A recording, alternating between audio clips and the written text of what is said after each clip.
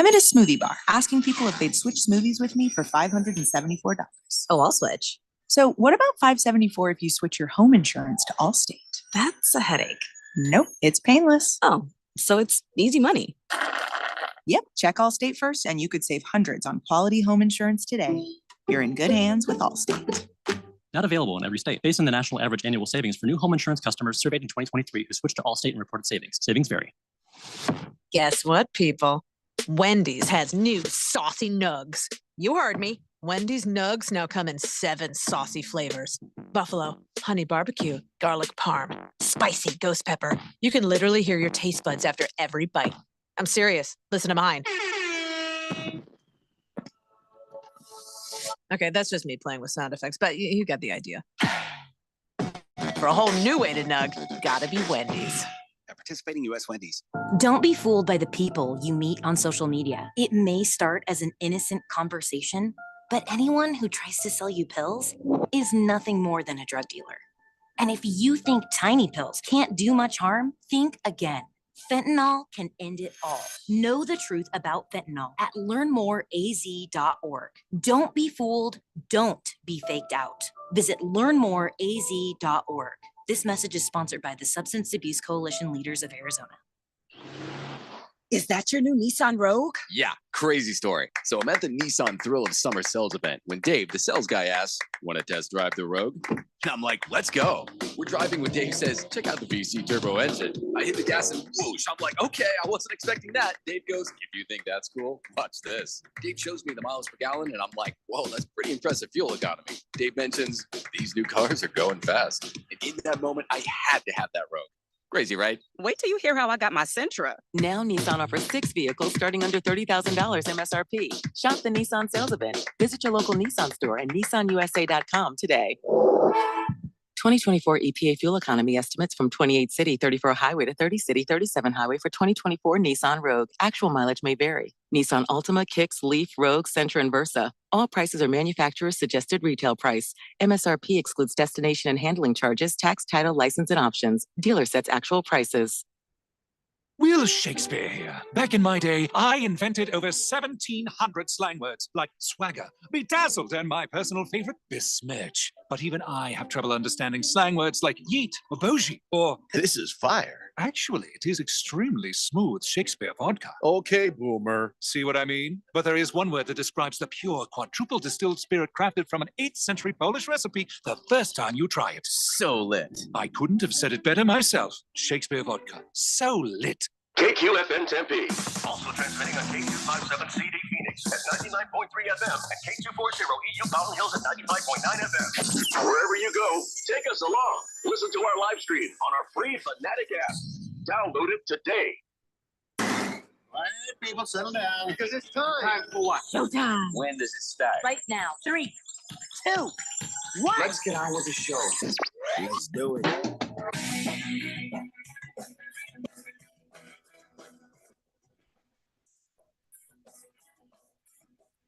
All right, everybody, it's Tuesday here on the Daily Blender. I'm your good friend, your radio pal, Jeffrey O'Brien, not alongside Randy White. He's taking a couple of days off, but we got Keon Rose in the control room, and you guys are on the Fanatic text line, 888-368-1580, as we broadcast live in the Harman Solar Studios in Scottsdale.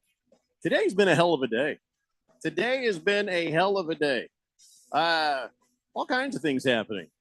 I don't even know if this might have happened today. I don't know if it happened today, but there was a hypothermal explosion at Yellowstone, and where they were watching Old Faithful. All of a sudden, it goes, and all this black stuff comes flowing out, and everybody starts running for their lives down that little wooden boardwalk that goes out to it. So I'm like, oh, great. It's caldera time. That's right. If that thing blows like a caldera, like a volcano, we lose most of the western United States. I think we're okay, at first.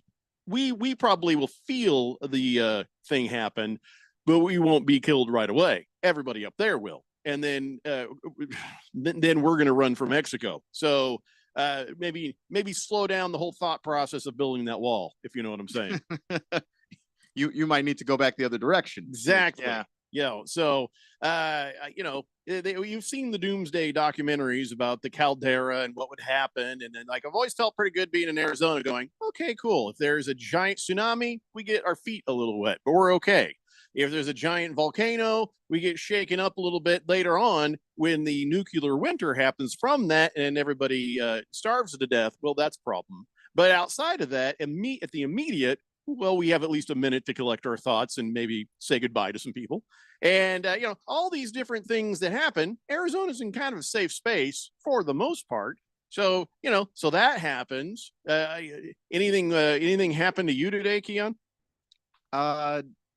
Just a trip to the vet. I didn't do anything. Me crazy. too. Oh no. Yeah.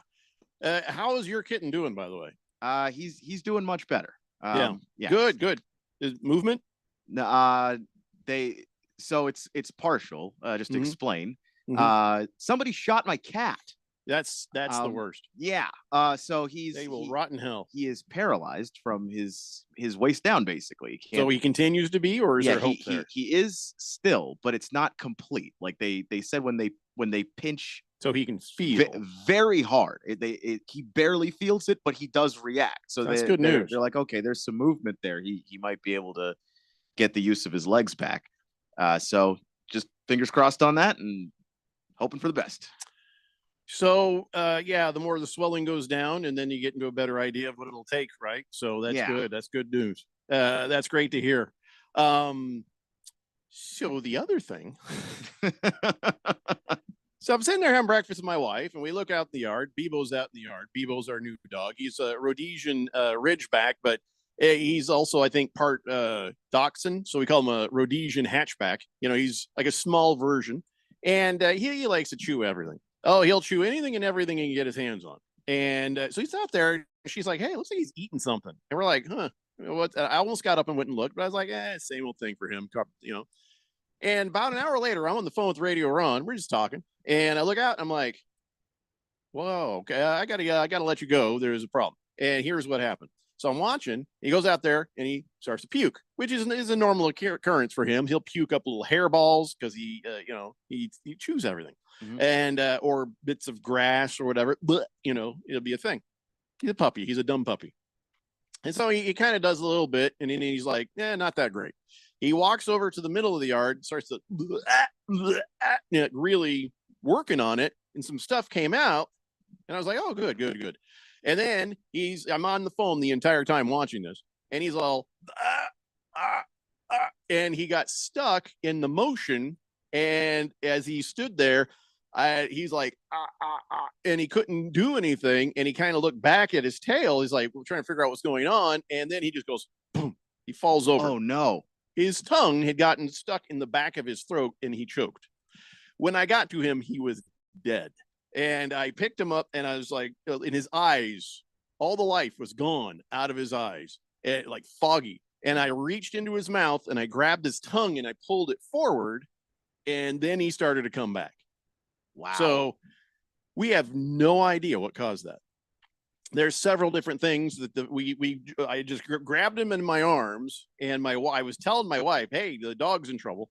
So as I picked him up, I pulled his tongue out. We ran it through the house, got into the vehicle, and luckily for us over here in Queen Creek, there's an animal hospital right down the road. Oh, that's very helpful. Like a mile away. And we got there. By time in the car ride, he started to come around, and he started, of course, now keep in mind, he starts to freak out because one minute he's in the yard, next minute he's in a vehicle screaming down the road. He's like, whoa, how did I get here? And so we don't know what it was. We don't know if it was anaphylactic shock from something. We don't know if he ate something that he shouldn't, that did a thing to him. We don't know if it was a neurological thing that just triggered in when he was trying to puke up or something. Mm-hmm. But he was dead in my arms. Wow. I mean, all the life was gone out of his eyes. It happened so fast. And if I had not been standing there on the phone with Radio Ron, then I would have been sitting at my computer, dogs outside, don't care. He'd have died. He'd be dead dog right now. So Wow. it happened perfectly. So, we went to the vet and, the hospital. He's going back to the vet tomorrow. We'll get him checked out again, but he's He's back to normal. He's just kind of like, oh, what's going on, everybody? You know, he doesn't understand doesn't have a clue. that his little puppy life. Well, I think probably his puppy life flashes before his eyes. He's only a year and some months old. Yeah, so it was pretty quick. It was a lot of licking myself, chewing things, and playing with Buddy. It was a short film, really. Yeah, it was like it was like a trailer to, to an actual movie. There's not enough life there yet. Yeah. So that was harrowing. That was, I mean, it all happened so fast. And my wife kept asking, "Are you okay? Are you okay?" I'm like, "Oh, I'm fine." I didn't even register what was going on or how serious it was until later on. So, wow, that so that happened, and so the show's going to stink today because I didn't have time to prepare anything. So I guess just everybody get ready for that. Or chip in, you know what I'm saying? Just let's get together and do a show. It's a group effort today. I almost didn't do the show, but I didn't want it to be without interruption. Keon Rose 3 hours, because that would be hard on you, and maybe hard on the listeners. I'm not sure. Yeah, I mean, I don't Might have been know. great. I don't mean, know. 3 hours worth. Yeah, that's the thing. Is if you like it Saturday, then it's 3 times of that. But that's a long time to go. If you don't, it could be suffering for all of us, all parties involved. Would have been an 83-minute segment on Beat the Book with Dylan Cohen. Just which the time of year that it is, I mean, Dylan would be scraping. He'd be like, "Yeah, I gotta go." No, hold on, Dylan. Hold on, one more thing. Yeah, I kind of gotta go. Hey, no. So whatever. So middle school softball is starting back up. How do you bet that? What are your thoughts? But we're here, and I got some stuff. We've got stuff to talk about. We'll sort it out. But that was a heck of a morning over here, and so yeah. We said no to all the tests. I mean, when they come at it's you with expensive, man. That stuff stacks up. We want to do this, this, and this, and I'm looking at them like $1,500. I'm like, how much if we don't do any of it?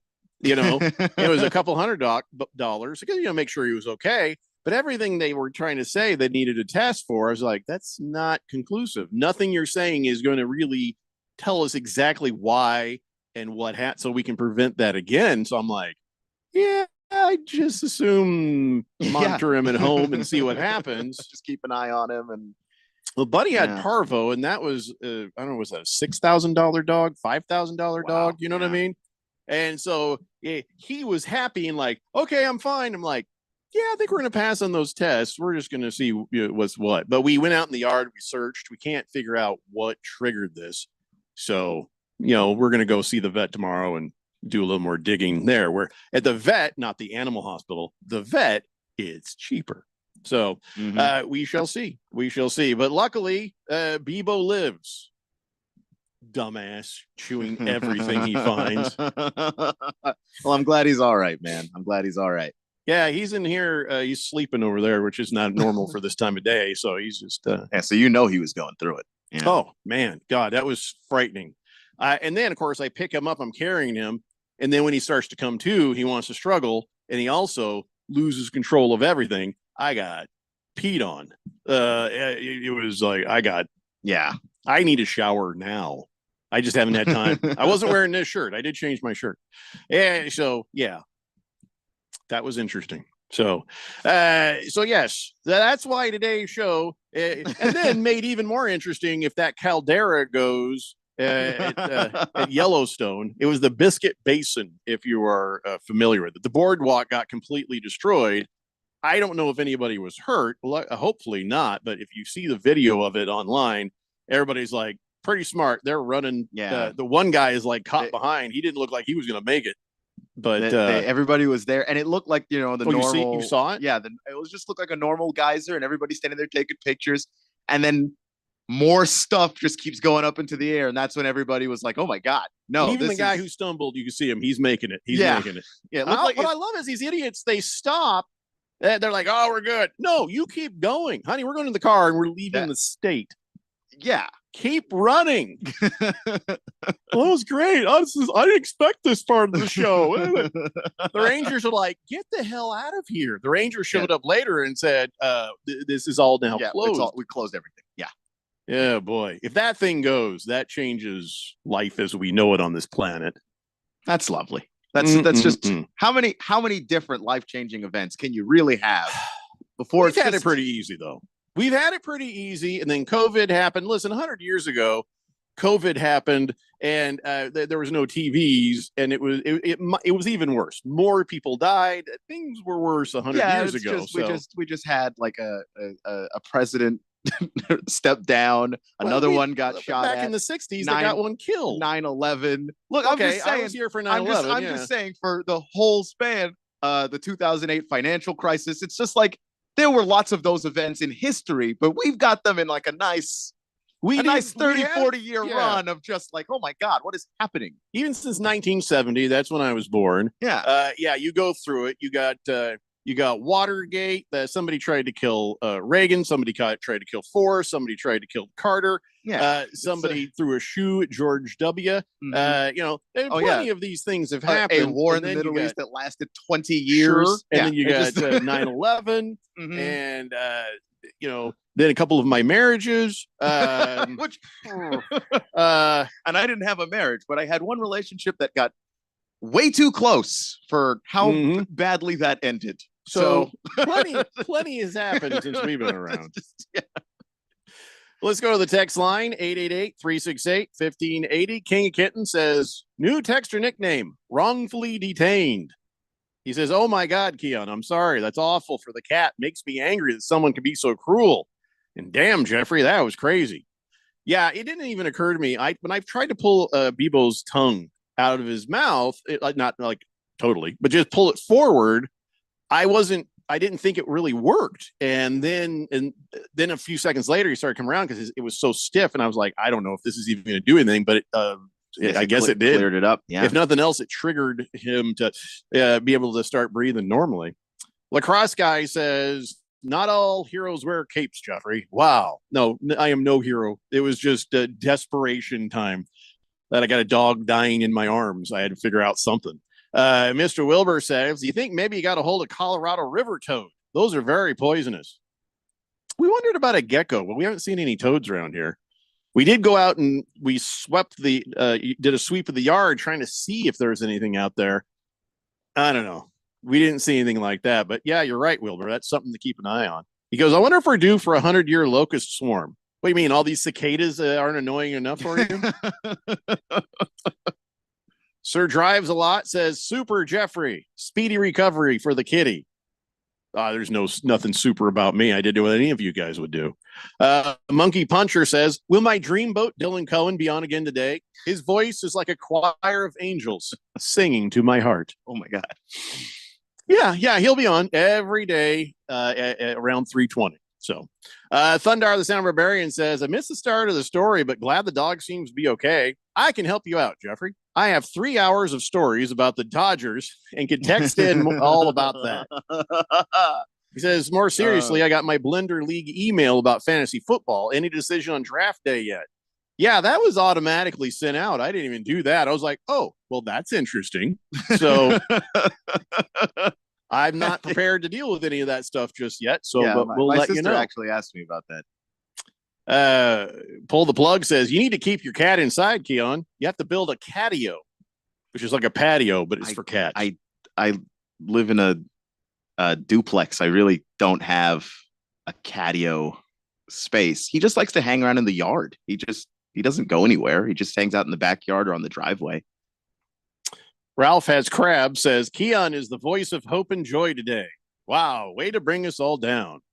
Well, which part brought you down? What are you talking about? We both had bad stories about animals, man. I wasn't trying to be the voice. I like how they're blaming you, and I'm the one being like, the Caldera, my dog. Yeah.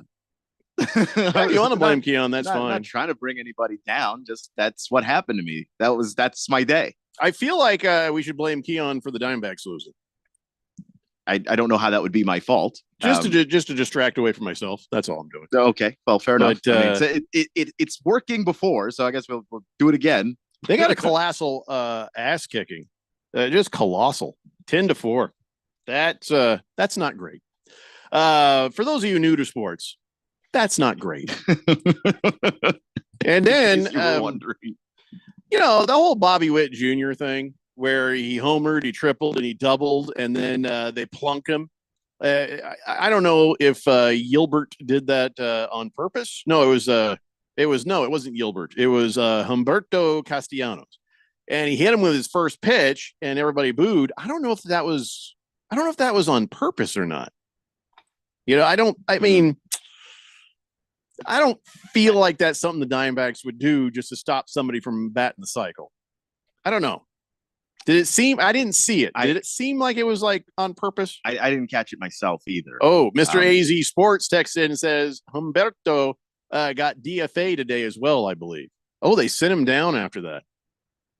They sent him down to the minors. Wow. Well, that's a really that obvious way to show that, this was not what we wanted. It was on purpose, and it wasn't the team on purpose. That was his personal on purpose. Or it was just coincidence. Yeah. Yeah, because old Lavello got tossed because he ran out there arguing, trying to say, hey, we didn't do this on purpose. We wouldn't do this on purpose. Yeah. After their guy did hit our guy on purpose because John Schreiber for the Royals hit Gabriel Moreno with a pitch. And so that it got ugly. Don't blame their guys for plunking one of ours, to be honest. I mean, in the way baseball works, I'm not mad about them plunking our guy. But even though I do think it was just coincidence, I don't think they did that on purpose. I don't think Humberto Castellanos did it on purpose. Yeah, maybe he didn't. Obviously the officials are going to see it however they're going to see it, and you just kind of have to roll with that. But the fact that they sent him down, if it's not coincidental, might just have been the result of them doing a little bit more talking and going, oh, maybe that is how that went. That's not what we do around here. According to Mr. AZ Sports, could just be moving the pieces and had nothing to do with it. He says he was optioned to AAA. He says, clarification right there. He was sent down for Jordan Montgomery, who is pitching tonight. So okay, make of all that. So that seems like a coincidence then. Rough Rob says all the near-death experiences have me worried. Get insurance for your pets. We really need to look into that. You're right. Because I would have then had every single test known to man done immediately. Just barely affording insurance for me. I'm trying, man. I'm Same trying. thing. Life Same is, here. Life is expensive, man. Same here. Good God. We have to pay for our own insurance these parts. I'm just saying. All right, listen, we got to take a break. When we come back, we're going to check in with Dylan Cohen for some Beat the Book with Dylan Cohen, get you some betting advice. We'll see how he did yesterday and see what he's got for us today. It's the Daily Blender here on 1580, The Fanatic. This is Brent Musburger's Action Update on 1580 and 99.3 The Fanatic. Get insights into the sports betting market with VSiN's betting splits. See where the money is and keep updated on how the market is reacting. Only at VSIN.com. Now, here are the latest lines from my guys in the desert. Major League Baseball, the Diamondbacks continuing their series tonight at Kauffman Stadium against the Kansas City Royals. The Diamondbacks lose the series opener Monday by a 10-4 score. It'll be Jordan Montgomery getting the start tonight for the Diamondbacks, entering the game at 6-5, 6.44 ERA. Alex Marsh will go for Kansas City, 7-6, 4.52 ERA. Arizona minus a run and a half, plus 150 on the run line. Kansas City getting a run and a half, minus 180. On the money line, Arizona minus 105, Kansas City minus 115. The over-under run total at 9.5. I'm Tony Desiri with your VSiN Action Update on 1580 and 99.3 The Fanatic. Welcome to Staples, young man. Tomorrow's my big day. Big day? First grade. Aw. Well, Staples has crayons, markers, glue. I need a laptop. Oh, yeah, sure. With Staples Hot Deals, you can save up to $300 on select PCs for school. Wait. The finances are mom's department. Right. I'm looking for performance, like a Core i7 processor. Boy, first grade has really changed. Tell me about it. Save big on tech for school with super low Staples Hot Deals. Right now, get up to $300 off select PCs at Staples. Ends 8/24. O'Reilly. Don't miss out on summer brake deals at O'Reilly Auto Parts. Right now, get 15% off a set of Brake Best Select Pro, or Import Direct brake pads and 2 rotors. Restore quality braking and improve stopping performance with parts and advice from the professional parts people. Save money now when you visit O'Reilly Auto Parts or O'ReillyAuto.com. O'Reilly Auto Parts. Mom, where are my keys? Why do I have to take out the garbage? I'm too sick to go to school. Quit hogging the bathroom! If you're having a hard time living with all the noise, it's even harder to live without it. Fake pills with fentanyl are the #1 killer of youth in Arizona. Learn how to talk to your kids at talknowaz.com. This message is sponsored by the Substance Abuse Coalition Leaders of Arizona. One of the most common questions people ask is if they can still afford to retire on $1 million or $2 million anymore. With stocks near all-time highs and bonds at all-time lows, it's actually a great question. 2008 taught millions of retiring engineers, teachers, and other professionals a costly lesson that years of market gains can be wiped out in just weeks of market losses. Not a problem if you're 30 years old with a few decades to make it back, but not if you are in retirement or almost there. I like to follow the 30-50-70 rule. The closer you are to 50 or 70, then at least 30 to 50% of your money should be kept safe at all times, like in an uncapped, principal secure, next generation annuity. Come and see why. Call leading annuity authority Steve Jurich now at 480-902-3333. Guarantees rely on the financial strength of the insurer, so compare with Steve. Call 480-902-3333 and visit iqannuity.com. Hey, what's up, everybody? Ken Barkley here, reminding you to check out You Better You Bet. Why, you ask? Well, because we bring the fun, the insight, and all the wagertainment you need. Plus, hopefully, we win a couple bets along the way. From up-to-the-minute breakdowns of backdoor covers, bad beats, and the cheers and tears that come with them, obviously. Plus, betting analysis from some of the best minds in the sports wagering world. Join myself and Nick Costos and tune into You Better You Bet. Weekdays from noon to 3 on Arizona's sports betting station 1580 and 99.3, The Fanatic.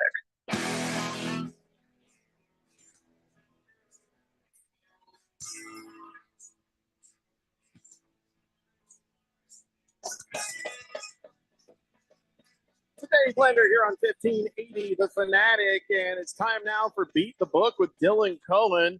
All right, Dylan. Okay, by the way, if you're new to this segment, he's here to give us some betting advice. He's somebody who knows the hell they're talking about with the gambling and stuff, and we aren't. So he's here to give us a hand. And of course, you can read about his picks and stuff at 1580thefanatic.com. Click on the Beat the Book with Dylan Cohen graphic that's over on the right side of the page. So how did we do yesterday with your bets? Hey guys, I'm not going to sugarcoat things. Yesterday was a bit rough.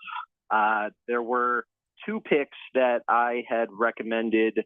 The first one, which we didn't really get a chance to go over it on the air yesterday, but it was the Summer League Championship yesterday.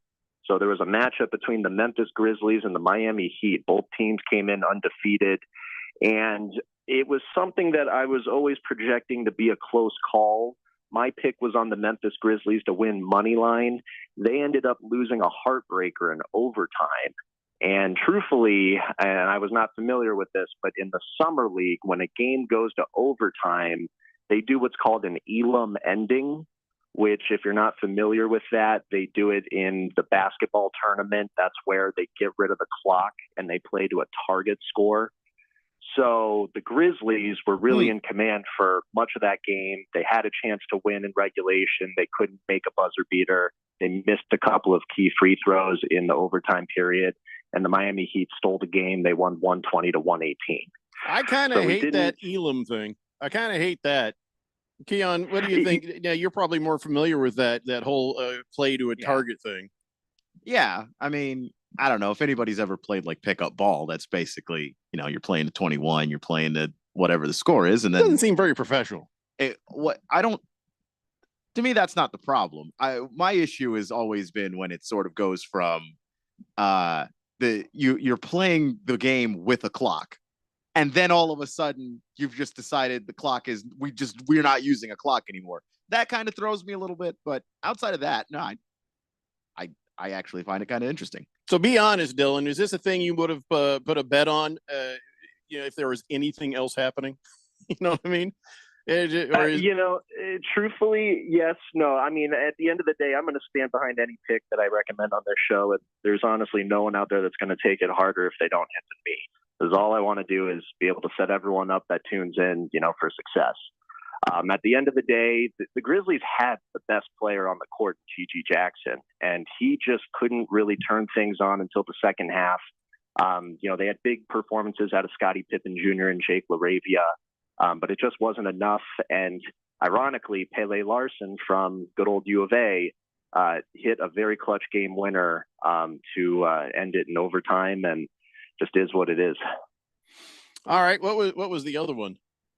So the other one, and this one really just did not go the way that I think anyone really thought. That was the Red Sox at the Colorado Rockies. And the Red Sox had Tanner Houck on the mound, all-star starter for them. He got shelled in the fourth inning for about 4 runs. So the Red Sox went down early. He really didn't get many strikeouts. I had him getting 5 strikeouts in that game or more, and the Red Sox winning.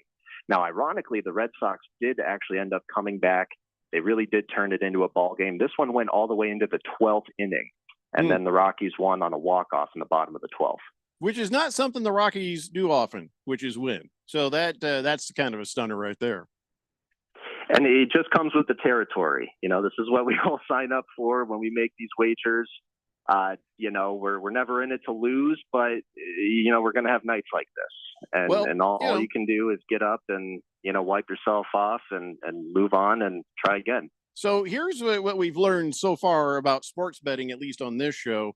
Even the experts don't get every single one of them right. I mean, it's not 100% of the time. It's more about how can you win most of the time, be on the plus side of things as you go through your sports betting. So today's a new day, Dylan Cohen. So what do you have for us today?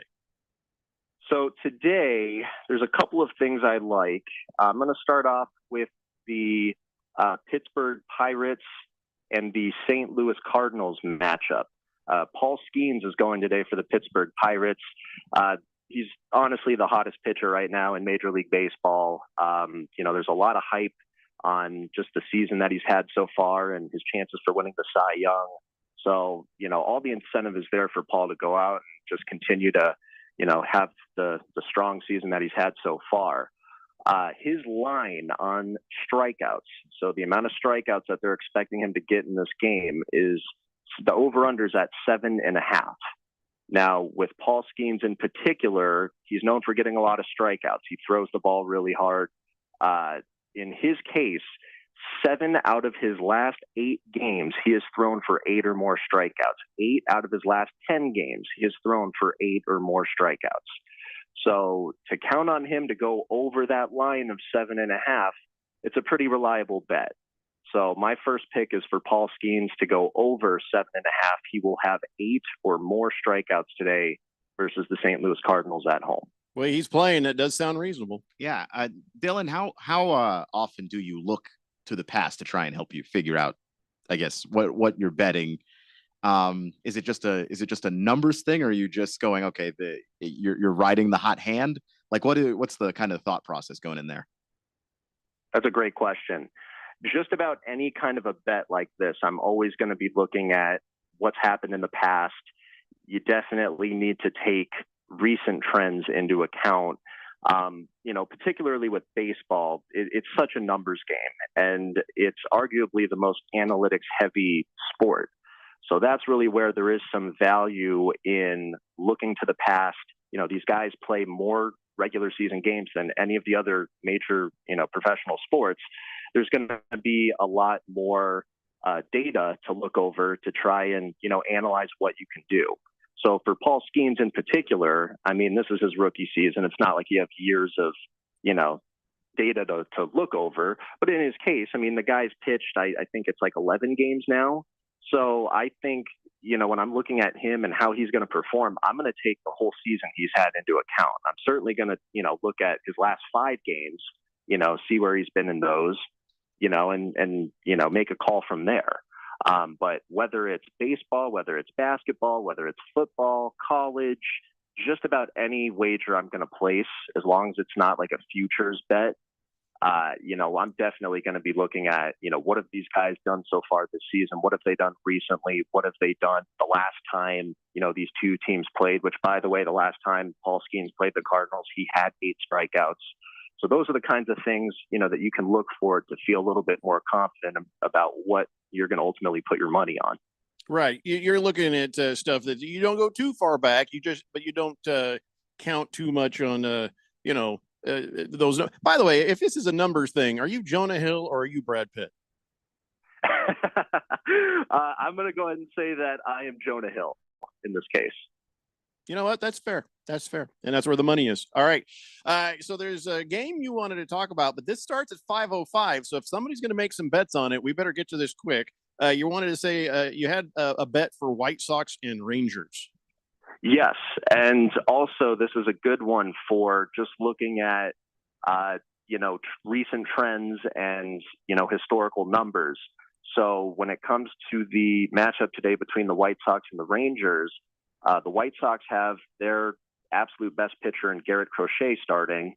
And when it comes to Garrett Crochet, he's an elite pitcher, when it comes to strikeouts. He's second in all of baseball right now for most strikeouts. But what he actually does better than any other pitcher, and I elaborated on this quite a bit on the post that's on the 1580 The Fanatic website, is that Garrett Crochet does not give up runs in the first inning.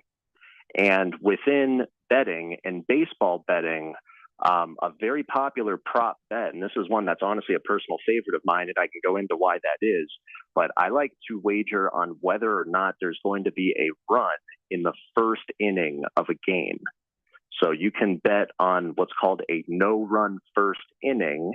So that's a wager for both teams to not score any runs in just the first inning of the game.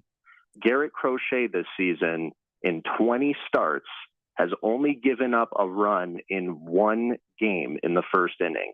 He is on a 16-game streak of no-run first innings, which there's no other pitcher that's coming anywhere close to that right now.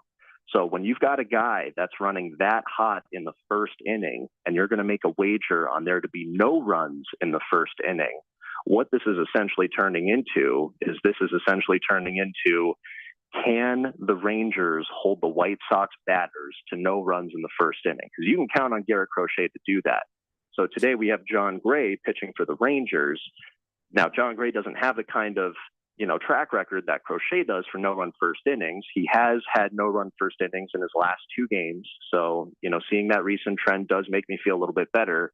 But what ultimately won me over on this is that the White Sox batters, they're not the best hitting team in the league. They're actually among the worst, particularly in the first inning. Out of 102 games that they've played so far this year, they're going no runs in the first inning about 63% of the time.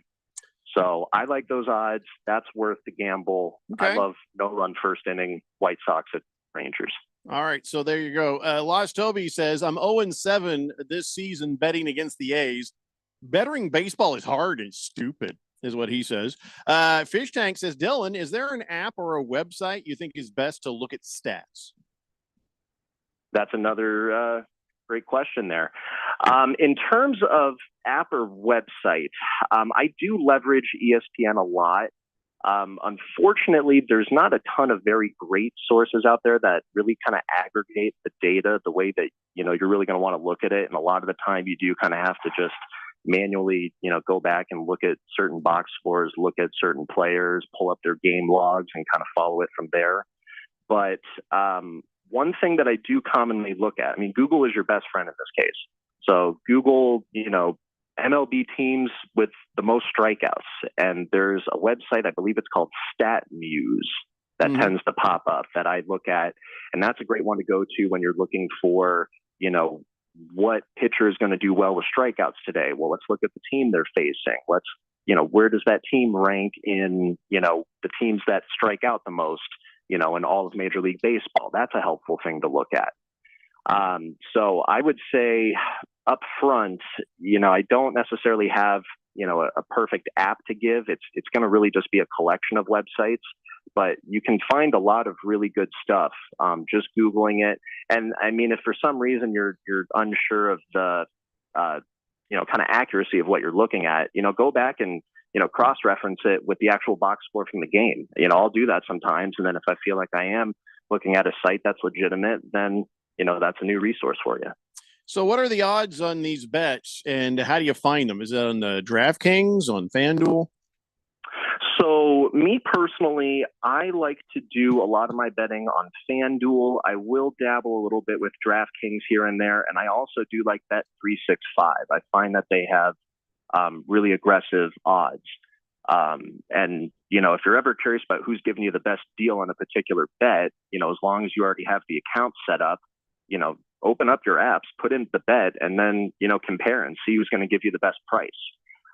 Today, with Paul Skeens going over 7.5 strikeouts, FanDuel actually is offering this as a boosted prop bet.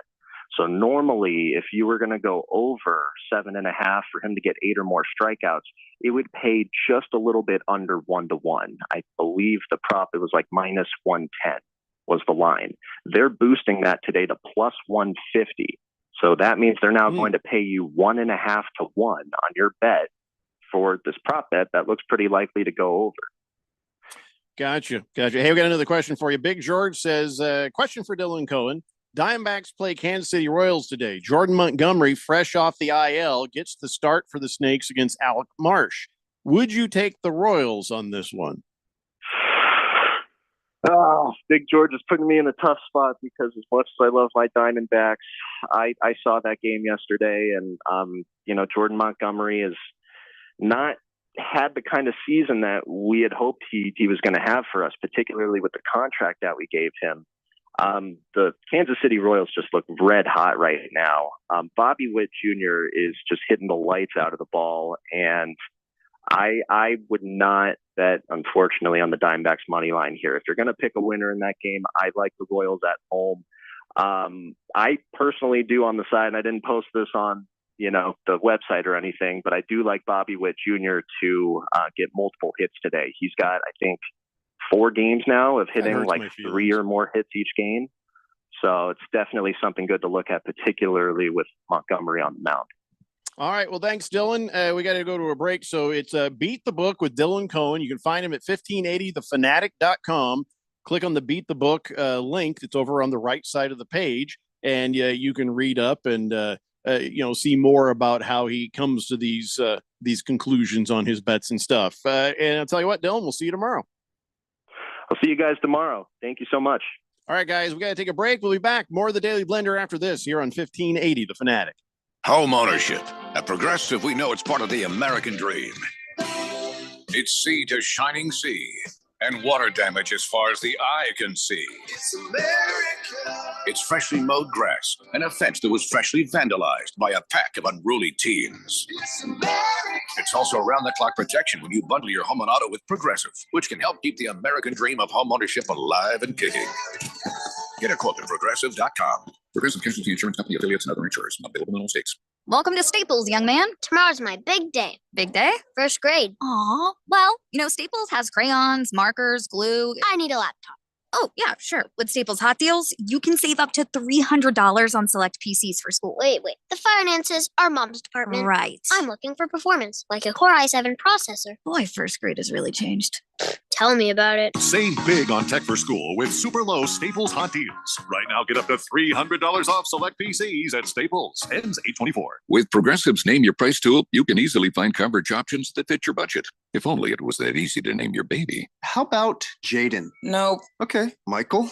Went to middle school with a glue-eating Michael. Sebastian? Dated one in college. How about Damien? Vampire name. All right. Greg? Not feeling it. Okay. No worries. Jeffrey? Oh, love that one. Wait, really? No. Find coverage options that fit your budget with Progressive's Name Your Price tool. Get a quote at Progressive.com. Progressive Casualty Insurance Company and affiliates. Price and coverage match limited by state law. Not available in all states. Volunteer now. Help vulnerable and oftentimes overlooked children in Arizona. Court-appointed special advocates, known as CASAs, are assigned to children as advocates during their experience in the foster care system.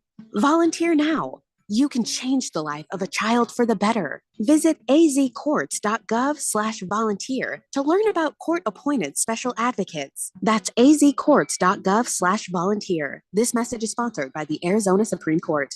As we plan for our retirement, there are 4 questions we need to ask ourselves or our retirement planning advisor. How much? How long? How safe? And what cost? Let's start with how much. That is, how much income we think we'll need each and every year for the rest of our lives, including all the activities we want to enjoy during our retirement, like travel, recreation, and entertainment. Plus the cost of housing, including repair and maintenance, taxes, insurance, and utilities, as well as the cost of healthcare, including expenses not covered by Medicare. Enjoy safe, secure lifetime income of 5 to 9% for life, depending on age and deferral period, with no fee deductions and no annuitizing. Guarantees rely on the financial strength of the insurer, so let's compare free in Scottsdale. For more, visit iqannuity.com, iqannuity.com, iqannuity.com. 1580 and 99.3 The Fanatic. Live and local.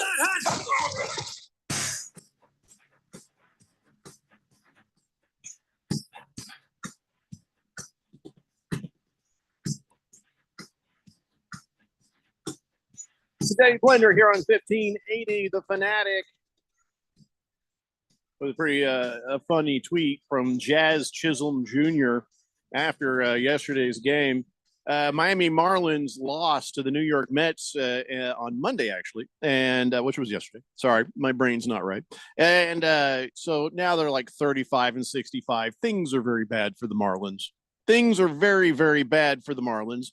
They're thinking of changing their name to the Chicago White Sox. But as though he's up the bat there, and man, did he? I don't know who the umpire was, but boy, did he get that strikeout wrong. He was up the bat. It was low and outside, and I'm talking a couple of like feet outside. Obviously, not a strike. Got called a strike.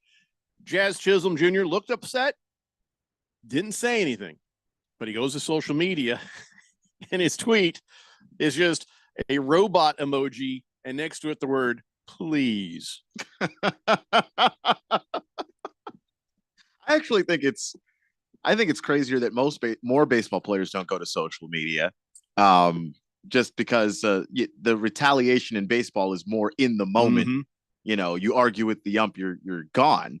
Whereas later, there's not a whole lot they're going to do to you. I don't know how much Major League Baseball fines people for that, but you have to think they go after him on that if they talk about it later. Yeah, I would have to think so too. But I thought that was a pretty clever way of doing that, and I think now we know where the players stand on robot umps. Yeah, but here's the thing about that: if they come to him and say, "Hey, well, what's that all about?" Oh, I was just saying that people should dance the robot. Robot, please. You know, you can get away with it. Yeah, you can get away. The way he did it.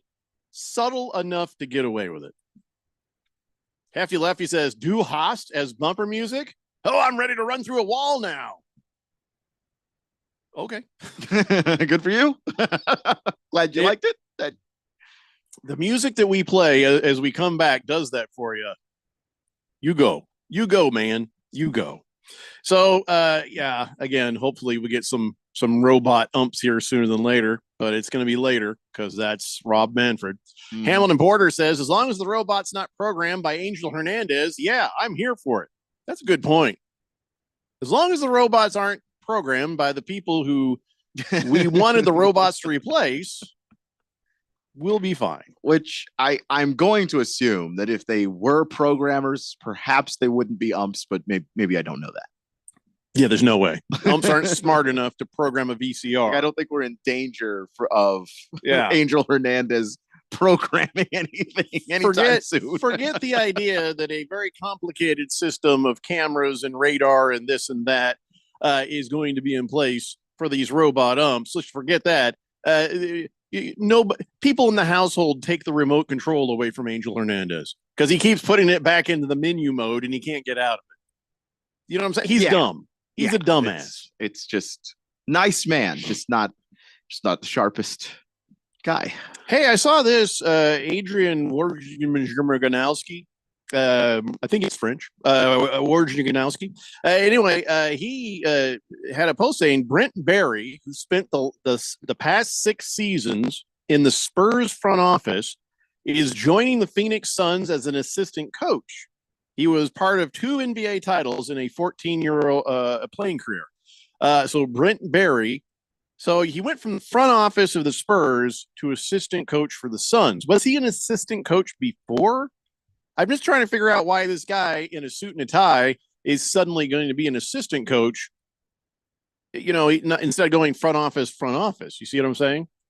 Yeah, and I'm trying to get to kind of like the career history here on him, because I know he's been with the Spurs organization for, you know, a good Just long tell while. me at any point in that past, did he assistant coach?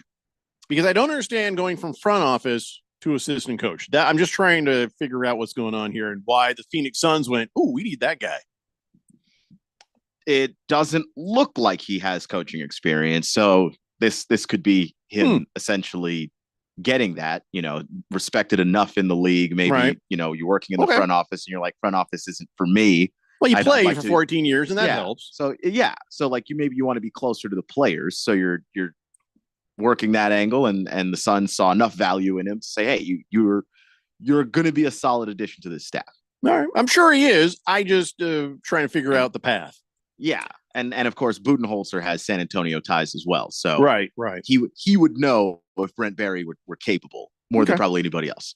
Not worried about it. I just saw it. Kind of curious. Yeah. The Berg says, afternoon, guys. Fantasy football. Did Woj have a Woj bomb? Well, I guess not really a bomb. Just Yeah, it was like a information I didn't have before. like a Woj bath bomb. Yeah, it was more like that. Yeah, just Like we're soaking in it and looking at the bubbles. yeah. There was some fizz, but you wouldn't call that an explosion. Yeah. Although as a man, I don't ever bathe. I just shower. So the only time I've ever bathed is when I'm sick. You know, like, oh God, I feel horrible. And I go get in the bath. Maybe I'll feel better. I don't. Now I'm just wet and I feel horrible. Let's see. Hefty Lefty says dunk contest winner, Brent Barry. That's who that is. Yeah. Well, I don't know if there's more, but the one white guy in the experience of my life that's ever won a dunk contest. Ooh. And then, yeah, Moist One says Tony Parker slept with Barry's wife. I forgot that happened. Yeah. That's right. Nobody mentioned Tony Parker to Brent to Barry. Brent Barry. It's a good way to get punched, Like, I think. Hey, remember Tony? And punch Brent in the Barry face. is 6'6". That arm is reaching you. You're not far enough back, however far back you think you are. Hefty Lefty reminds you that Mac McClung is pretty white. Oh yeah. I mean, I forgot that Mac McClung happened. Okay, you're just gonna have to forgive me. That was a horrible dunk contest. Mhm. He was impressive. The dunk contest overall sucked. I forgot that one happened. All right. Screaming Eagle says for baseball, will robot umpires be similar to the Hawkeye system used in tennis? Listen, I know some things. Keon knows a lot of things, but I guarantee you, neither of us know anything about the Hawkeye system used in tennis at all. I do actually. Do you really? Yeah. Oh, well, then It's- by all means, is it going to be like that? Is that the same sort I- of equipment? I think that's what it is, because it's about using all of the cameras and the radars to basically calculate exactly where the ball, whatever point of intersection you're trying to actually trace, Whether it's in or out or fault or yeah, and it happens basically instantaneously. And in tennis, at least, it's kind of interesting because they get the crowd involved with it. A player will challenge, then everybody starts clapping, and then it puts the little 3D. It puts a 3D model on the giant jumbotron, and then everybody goes, "Oh, it's in, it's out. The player was right or wrong," and then they get right back to playing. It takes no time at all. So this is something that I find it difficult to believe when Rob Manfred says, we don't have the technology. They've been using it in tennis for like Makes 10 sense. years. You're right, Screaming Eagle. It makes existed. sense. So, well, the thing is every body has a different strike zone, meaning Yeah. your height and but and that does make that feel more like challenging. that shouldn't be too hard to overcome, though. No. Unless you're drunk, Because I mean, Manfred. when they put it on TV, the little, here is the automated strike zone for the viewing audience. Like they're able to get that matched up pretty quickly again. So Hefty Lefty says it's okay. I forgot the last two as well. And Hamilton Porter says Mac McClung is the most white name ever. And Jeffrey O'Brien doesn't do it for you. Huh? He actually is Okay. whiter than Brent Barry too. It's a Mac McClung is a pale man. That's seems like a good dude. Just Like he should be in an he should iron stay lung. inside. He should Pinocchio stay inside. says, "Ooh, fantasy football. Is it a regulation thing? Oh, do we bombard you with emails yet? No, you don't. You just don't. We're not talking about that right now. Berg just sort of mentioned in passing because the fantasy football thing decided to send out emails without my permission. I wasn't ready for that yet.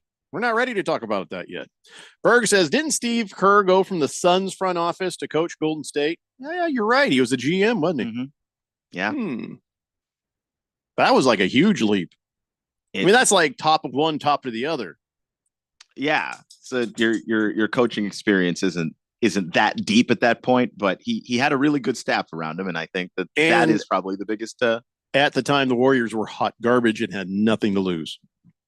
Well, not really. They were like a playoff team, but they couldn't quite get over the hump. That was the Mark Jackson. He came Warriors. in on the beginning of that draft class where nobody knew anything about Steph Curry or Klay Thompson. So it was before that. No, it was they had Steph.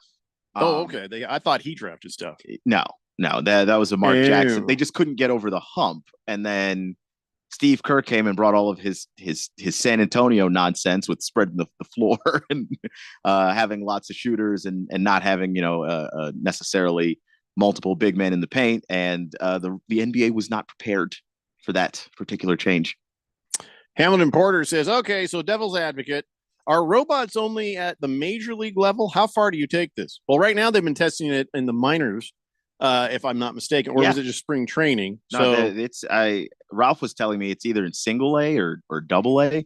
Here's how far you take it's it. doing well in the minors. As far as you can afford it. Like high schools won't be able to afford it. Mm-hmm. I don't know if it goes to the college level at some point. The colleges absolutely should be able to afford it. And if they feel like, it would improve things for them, they'll absolutely do it, especially those big conferences, Big Ten, SEC.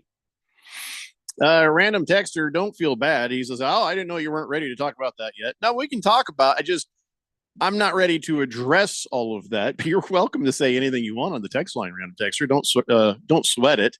Niner Napolis says, little off topic, but since it is around the corner, how does one get the honor and privilege to compete in the Fantasy Football Daily Blender Premier League? Well, Premier League, you have to win your way in. Oh man, I don't feel like going in this right now. Let me explain this a little bit later, Niner Napolis. It's a lot. It's not.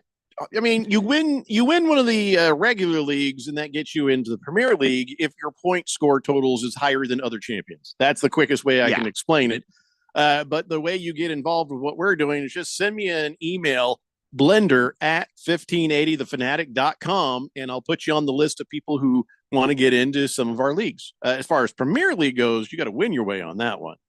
Pinocchio says, "Ooh, fantasy football. Is it a relegation league thing where winners move up?" Yes. Do we bombard you with emails yet? Yeah, I guess you might as well. I mean, You it's may not, as well. it's not going to be helpful up to a point. Well, I'll but- just put them aside. I got a folder for everybody, so I'll get you in. I'll get you in the queue, as they say, and we'll get you into one of the leagues. And if you're already in, you don't have to send an email. You're already in. By the way, we're going to figure out who's in more. You're only allowed to be in one of our leagues. One. You don't get to be in multiples. I found some multiples last year, and that kind of pissed me off. So we're going to go through and make sure that everybody's following the rules, because that's kind of cheating. It's like you can't join the picks contest twice. You only get one pick. You don't get to sit there and cheat the system. We will find you. We will root you out, and you will not get to win no money. And yes, by the way, you can win money. Scratch Me Because says, it's a scientific fact the voice of Ralph Romano will make anything nauseous. Are you sure your dog didn't overhear his show before he got sick? Well, Ralph's not on. Ralph's show isn't on a Monday though. Ralph was on Monday. But the only problem with that is Bebo doesn't have headphones, so he's sitting here just listening to my voice. So it's possible I did that to him, if that's how it happened. I sure hope. Hamilton Porter. Oh, geez, I'm going to have to come back around. That's a big story. He's got a story about Steph Curry. Yeah, tons of texts coming in, and I'll tell you, Monkey puncher. Can I be in a league with Dylan Cohen? No, I wouldn't do that to him. Wouldn't do that to him. But listen, anybody who wants to play some fantasy football with us this fall, send me an email, blender@1580thefanatic.com, and we'll get you into the system at least. But we'll talk more about all this stuff a little bit later. Hour one and done, and here comes number two. It's the Daily Blender on 1580 The Fanatic.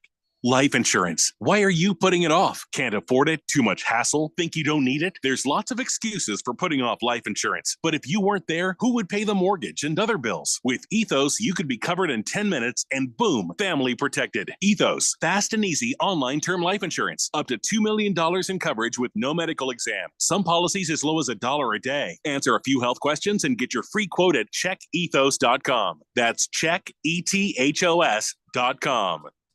We all hear the radio ads about the IRS. They tell you to be afraid, to be scared, and they try to frighten you into calling. I'm not here to do that. Tax Relief Advocates is different. TRA is here to tell you that if you owe money to the IRS, whether it's $5,000, $50,000, or $500,000, we have a solution. It doesn't matter if you're sitting in your car, at work, or with your kids. No matter where you are, call now. 800-575-3128.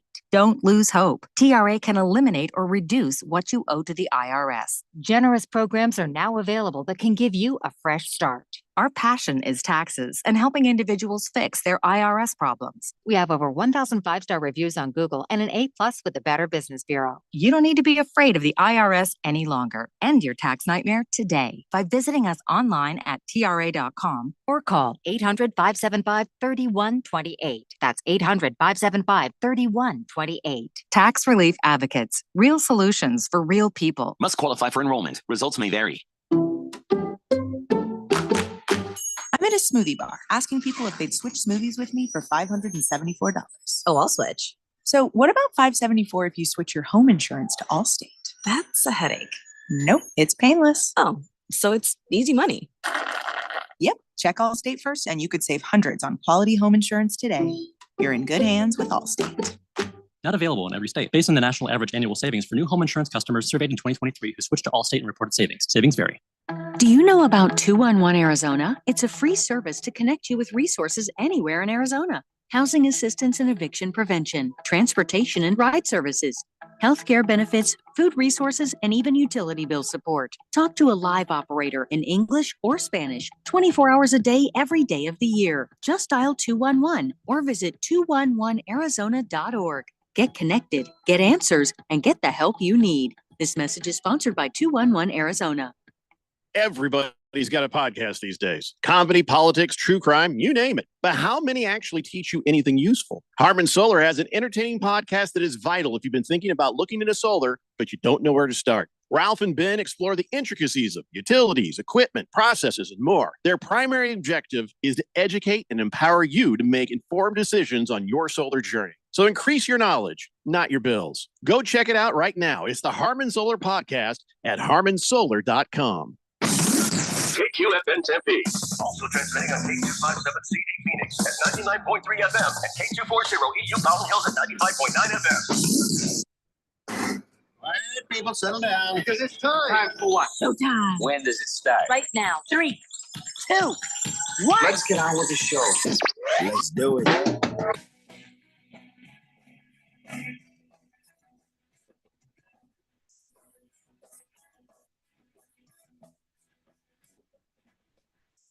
All right, everybody, it's 4 o'clock here on the Daily Blender. I'm your good friend, radio pal, Jeffrey O'Brien, not alongside Randy White. He's taking a couple of days off, but we got Keon Rhodes in the control room, and you guys are on the Fanatic text line, 888-368-1580.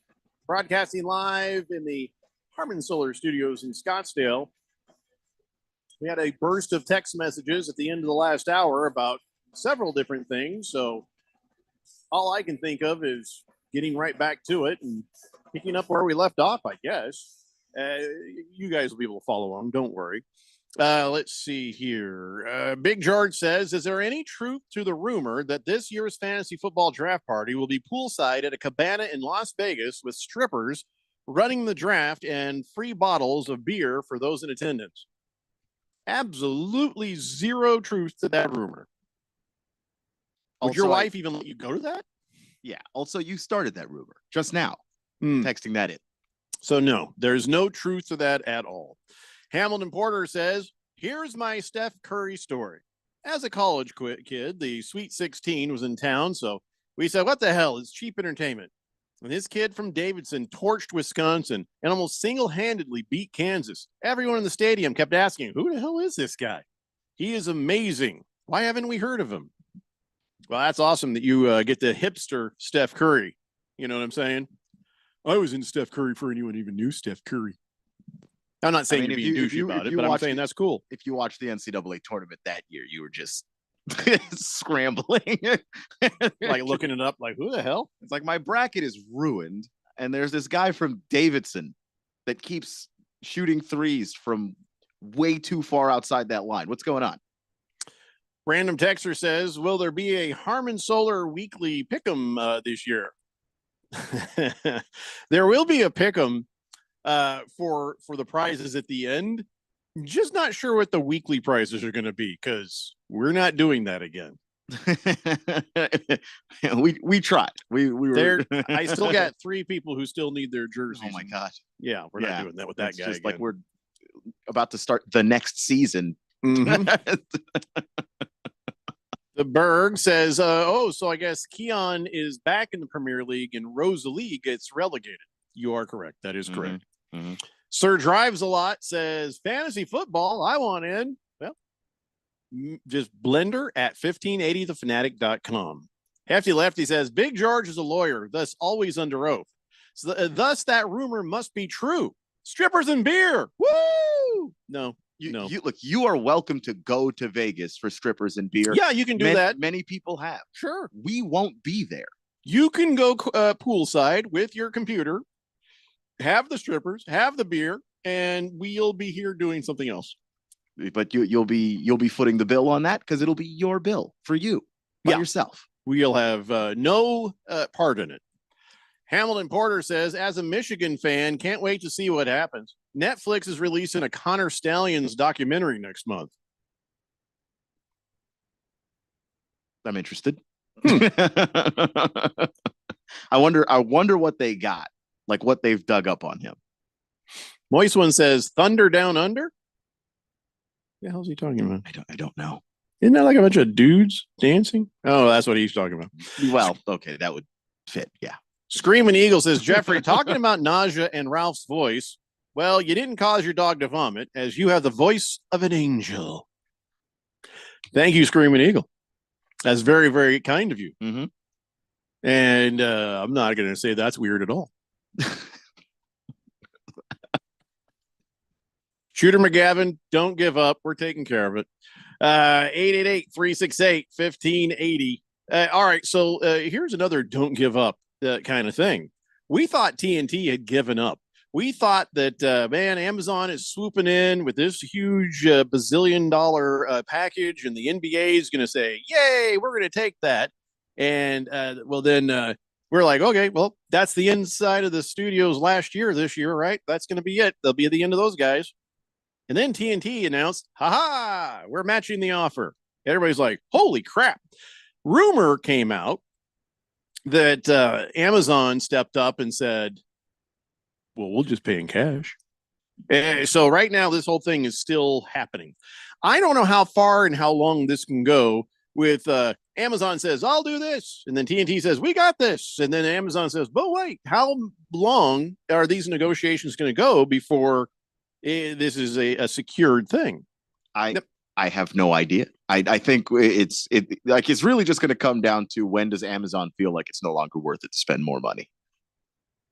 They can spend you out of existence. Yeah, if they want it badly enough, it's theirs. Because clearly TNT doesn't have it. But if they don't want it that bad, then TNT would be able to stick around. And I don't think that by matching the number with Amazon, I don't think that they're getting all of the games back that they had, but they'd get some of them. And then Amazon would get the rest. So this is what they're saying. The NBA and TNT could potentially reach a deal to keep the league on the network, or they could reach a settlement that could make the network just go away. Failing to reach an agreement either way could then lead to, hey, we're all going to court. So It's fun. It's what everybody loves when lawyers get involved. I sure hope TNT continues. I sure hope they do. I don't know. I hope so too. I just love basketball on that channel. It just the way that they present it. Their broadcasts for the games are good too. Yes. Yeah, like the post game and pre-game stuff with inside the NBA and that crew is great, but the game itself is a really good production. And it's not like they fell off in quality. They've been pretty much doing the same level of quality this entire time, if not improving over time. So you hope that it sticks around just for that. Like you're getting something now where we're not sure exactly what's going to happen. Like remember when Thursday Night Football started happening on Amazon?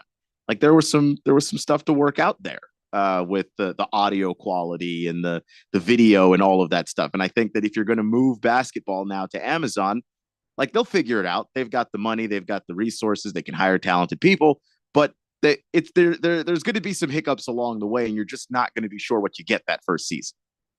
Hefty Lefty says, all right, no Vegas, but Candy Store is $3 Budweiser long necks before 6 p.m. Sounds like a perfect place for me to draft. Everyone's welcome.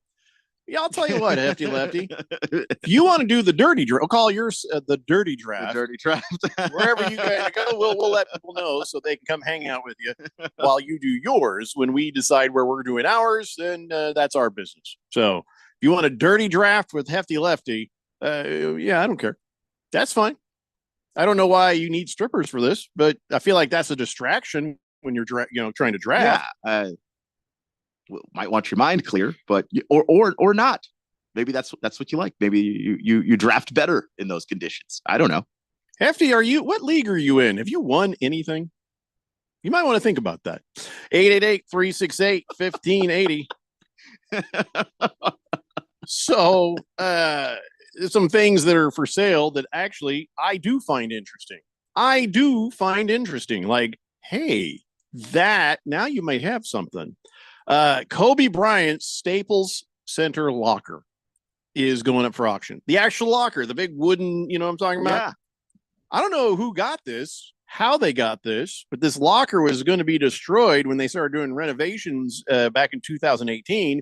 But a maintenance worker says, whoa, can I have that? That's Kobe's locker. And they're like, yeah, all right. So this dude keeps it in storage for years until this American collector had the locker nameplate. Says, hey, I'd like to purchase the actual locker to put the nameplate back on it. Like it's the actual locker.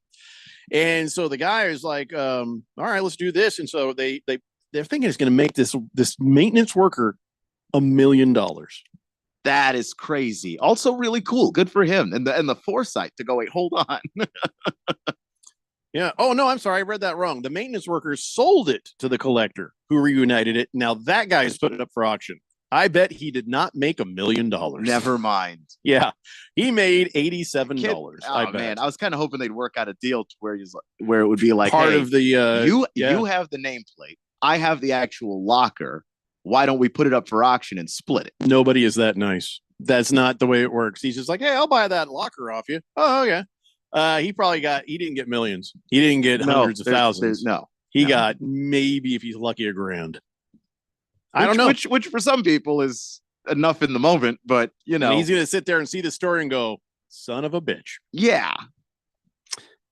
Yeah, the story got worse as I told it. Sorry about that. If I never told you about that guy and I just said somebody else was put it for auction, we could talk about that. Now I'm just feeling like, oh, they're screwing the little guy again, aren't they? Yeah. Yeah. I don't know. You got to play hardball in that situation. I'm not saying the guy's going to be Well, he nice. might have. For all we know, he's like, hey, give me $10,000. Hopefully this guy, I don't know what he got. We should look this up. I hope this guy got some money out of this guy. I hope that he discloses how much he got. Well, whatever the case, it is up for auction at Sotheby's, and the auction goes live Monday, and it ends on August 2nd. And they're expecting it to go for $1.2 million, and some of the final bid has been promised to go to charity, so that's kind of nice. But there's other listings in this thing. Michael Jordan's shorts from his final game with the Washington Wizards probably would go for about $80. Nah, Jordan was Jordan, he wasn't Air Jordan anymore. The joke was he was ground Jordan. He was still Jordan. And that's the thing that I think is crazy when people talk about Wizards Michael Jordan. They talk about it like he averaged 8 points a game. Nope. He nearly took that Wizards team, which, to be fair, he built. So the reason it was bad was his fault. Kwame Brown was his draft pick. But still, he nearly took that team to the playoffs, and he hurt his Achilles. That's why he didn't do it. I said Jordan was great. So I don't know. If you look at the Jordan Wizard stuff, it if you're a big Jordan fan and you know what he was like, even then, you'd I wonder how much they'll go for. There's no word on what they think that'd go for. I can't imagine it would go as high as any of the Bulls stuff. Like that was when he was winning championships, obviously. But they have other stuff. You can look it up on Sotheby's. I'm not going to waste your time with this. But that locker, I can actually see that. Let's say I'm a rich guy and I got, you have a place for, let's say you have a court. A lot of rich guys have basketball courts, and they're, you just have it like right there in the hallway. You're like, see that? That's Kobe's. And that's where I get changed now. Well, I think if you have other Kobe memorabilia, maybe you've got shoes and a jersey. If you put the whole thing together, so even if it's not real, you put the Kobe jersey in there. You know what I mean? Yeah. Now, if you're the kind of person who has other things he signed, you put that stuff in there, you got something really cool. Well, some rich guy is going to get Kobe's locker. That's what's about to happen. I never found out what happened to the maintenance worker, though. It seems like he's an afterthought in the story, which does not make me feel good about what he ended up getting. Yeah, I was more excited about that part of it than anything. Hallinan Porter says, speaking of LA, has anyone kept up with the show Clipped? Should I watch it? I heard that it's not a great show, but it's definitely something you should watch just for the cringe factor. It's like none of the actors. Was that you saying that, Keon? Yeah, it's none of the actors look like the people they're supposed to be, except for maybe Lawrence Fishburne being Doc Rivers. The guy they've got playing Blake Griffin is Blake Griffin should sue. Like that's look up the cast. That's not that guy doesn't look anything like him. I would be offended if you're Blake Griffin and you're like, oh, I want somebody to play me in a movie. That's the guy. Then they had like the LeVar Burton episode. And playing himself. Yeah, LeVar Burton playing himself. Yeah, this guy, Austin Scott, I can see why maybe in his eyeballs, just his eyes, maybe, but the rest of it, not even close. Yeah, he doesn't look anything like Blake Griffin. And there's like a lot of casting that's like that, where you're just confused as to why they made any of the creative decisions they made. Well, you got to admit, the guy playing Draymond Green, at least his picture, I could kind of see that. No, he actually does fit the part a little bit. Chris Paul? No. The guy playing Chris Paul? No. Not a chance. Guy playing DeAndre Jordan? Not even close. It's like, were they just hoping that because it was the Clippers, we just wouldn't remember what those guys looked like? They're like, we ran out of time for casting. Just give us a break. Yeah, like it wasn't an accurate show in terms of the story. But the Winning Time show, the show about the Lakers that was on HBO Max, the guy that was playing Kareem looked like Kareem. The guy that was playing Magic looked like Magic. The guy that was playing Dr. Buss looked like Dr. Buss. Like, that's what you're trying to do here. And then the Clippers documentary is you've got a guy that doesn't look anything like Chris Paul, and he's Chris Paul, and Blake Griffin is played by some guy. It's such a weird, it's a bizarre show. Aiton's Army says the guy playing Steph Curry in Clip looks like Dak Prescott. Great. Silver Pops thinks a new texter nickname should be Michael Jordan Shorts. Big George says conspiracy theory: maintenance worker killed Kobe in 2020 to get $1 million for that locker. But he didn't get $1 million. And can I just say, if I could create fog, I don't know if just killing Kobe would be my whole reason for it. Yeah. And then like a helicopter full of other people that weren't Kobe, just for that. You got to break some eggs to make an omelet. It's just $1 million. Big George. Like you're going to kill 7 people. Just $1 million is all you got out of a 7-person homicide. People have killed for less. That's true. They have. Don't try to apply actual logic to these sorts of things. I'm just saying, causing a helicopter crash specifically for that,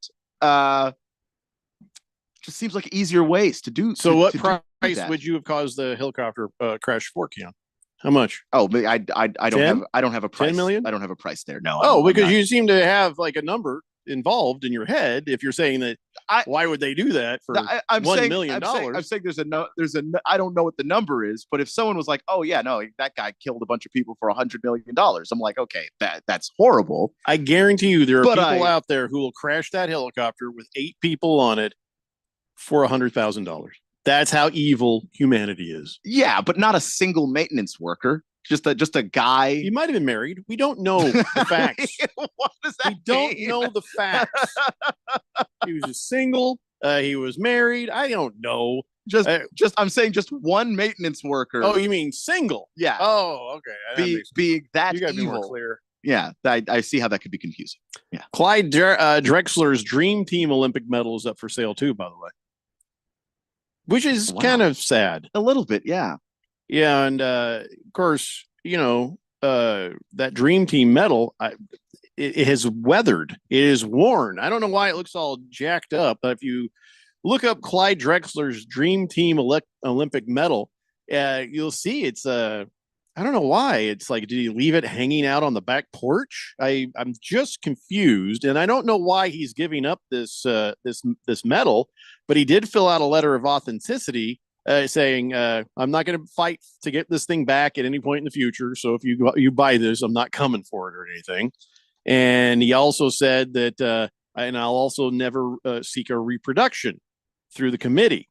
So starting bid on this thing is $250,000. What I don't know is he the recipient of the money that goes up for auction, or did he sell it to somebody else? And that's why he did this. So it's August 17th is when the bidding ends.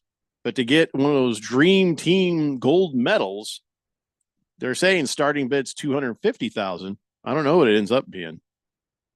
That might be worth a million. I don't know. These days, they're throwing so much money at everything. Yeah, that's the thing. But it could probably even go for higher than $1 million. You might think, just because when it comes to sports memorabilia, like a gold medal from that team is as rare as going to get. It's the first one that anybody has put up. There's never been one for sale. And so the question is he having it sold on consignment by Golden Auctions, or did he sell it to somebody else? That is something I do not know. Yeah, but the information seems a little scarce there. So. What would you rather have, Kobe's locker or this gold medal from Clyde the Glide Drexler? The gold medal. It's the Dream Team, man. It's the Dream Team, and it's Clyde Drexler. I like a nice big piece of furniture, though. So yeah, like the Kobe locker is. That's cool as hell. If you had that. If you said just about any other type of sports memorabilia, the Kobe locker probably wins. But the Dream Team gold medal, that's special. Lost Toby thinks Kobe got killed by the pharmaceutical lobby. Okay. Last Optimist says, "Come on, Keon, a guy tried to kill the president just to impress a girl." Not this most recent one. He's talking about Reagan. To which I say Albert Einstein said that the most things that men do that is stupid is to impress a girl. So if only Hinckley knew that Jodie Foster was a lesbian. If only he had that little piece of information, history would be different. Yeah. I don't know what girl he'd try to impress, but it might have been, if you just told him that right before, he'd be like, "Yeah, I'm going to really? Oh, I'm going to drive home now." Okay. I guess. All right, we got to take a break. We come back, more of the Daily Blender here on 1580 The Fanatic. Hey, you. I knew I'd find you back in the same aisle. What are you looking for today? More fiber, more laxatives, more of the same ways to manage your constipation? Look, if your constipation with belly pain keeps coming back, you may have irritable bowel syndrome with constipation or IBS-C. Ask your doctor how Linzess can help you get ahead of it. Linzess linaclotide is a prescription medicine that treats IBS-C in adults. It's not a laxative. It's a once-daily pill that helps you get ahead of your symptoms. It's proven to help you have more frequent and complete bowel movements and helps relieve overall abdominal symptoms, belly pain, discomfort, and bloating. These symptoms were studied in combination, not individually. Do not give Linzess to children less than 2. It may harm them. Do not take Linzess if you have a bowel blockage. Get immediate help if you develop unusual or severe stomach pain, especially with bloody or black stools. The most common side effect is diarrhea, sometimes severe. If it's severe, stop taking Linzess and call your doctor right away. Other side effects include gas, stomach area pain, and swelling. Learn more at linzess.com or call 1-800-LINZESS. Did you know your life insurance is an asset you can sell? I'm Jay Jackson, CEO of Abacus Life. For almost 20 years, Abacus has been purchasing life insurance policies from seniors just like you. And at abacuspays.com, we've created a free policy value calculator so you can find out the worth of your policy in just seconds. There are no fees and no obligations. Get real value from your life insurance when you need it with Abacus. Learn more at abacuspays.com. Not all policies will qualify. Not available in all states.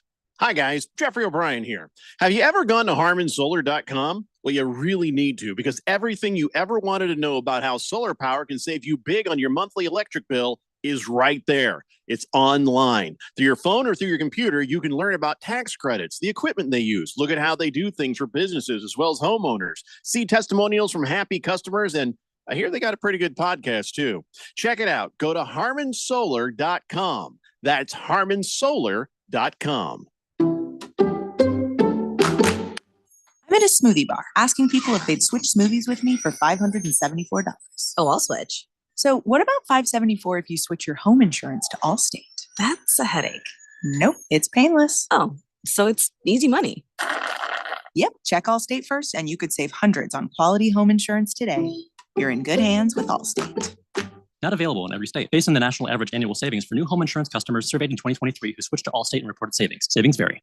Hi, I'm Ralph. And I'm Neil. And I'm Nathan. And we're the Weekend Warriors. Whoa. Who's the new guy? Well, I'm known on social media as Mr. AZ Sports. Oh, you're one of those internet celebrities. Yeah, the internet's really popular. You should learn about it. Hold on, Neil. We'll still be the same great show. Will we talk about sports? Yes. Will we interview Arizona sports personalities? Sometimes, yeah. Will we have fun? Of course we will. And I'll bring real knowledge of Arizona sports to the show. Fine, he can stay. Welcome to the team, Nathan. It's the Weekend Warriors every Saturday at 10 a.m. right here on 1580, The Fanatic.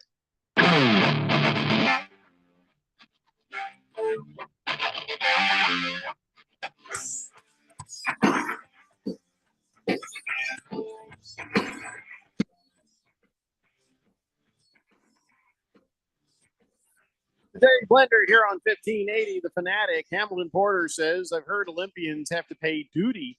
Duty. He means duty tax on their medals when they come home. Can anyone confirm this? Your mom can. Oh, snap! No, oh my God. That was needless. You did set him up for that. Yeah. That's just the thing is, if you set Jeffrey up for a good your mom joke, anything that ends with your mom, like it's happening. No, his mom is very smart. That's all I was trying to say.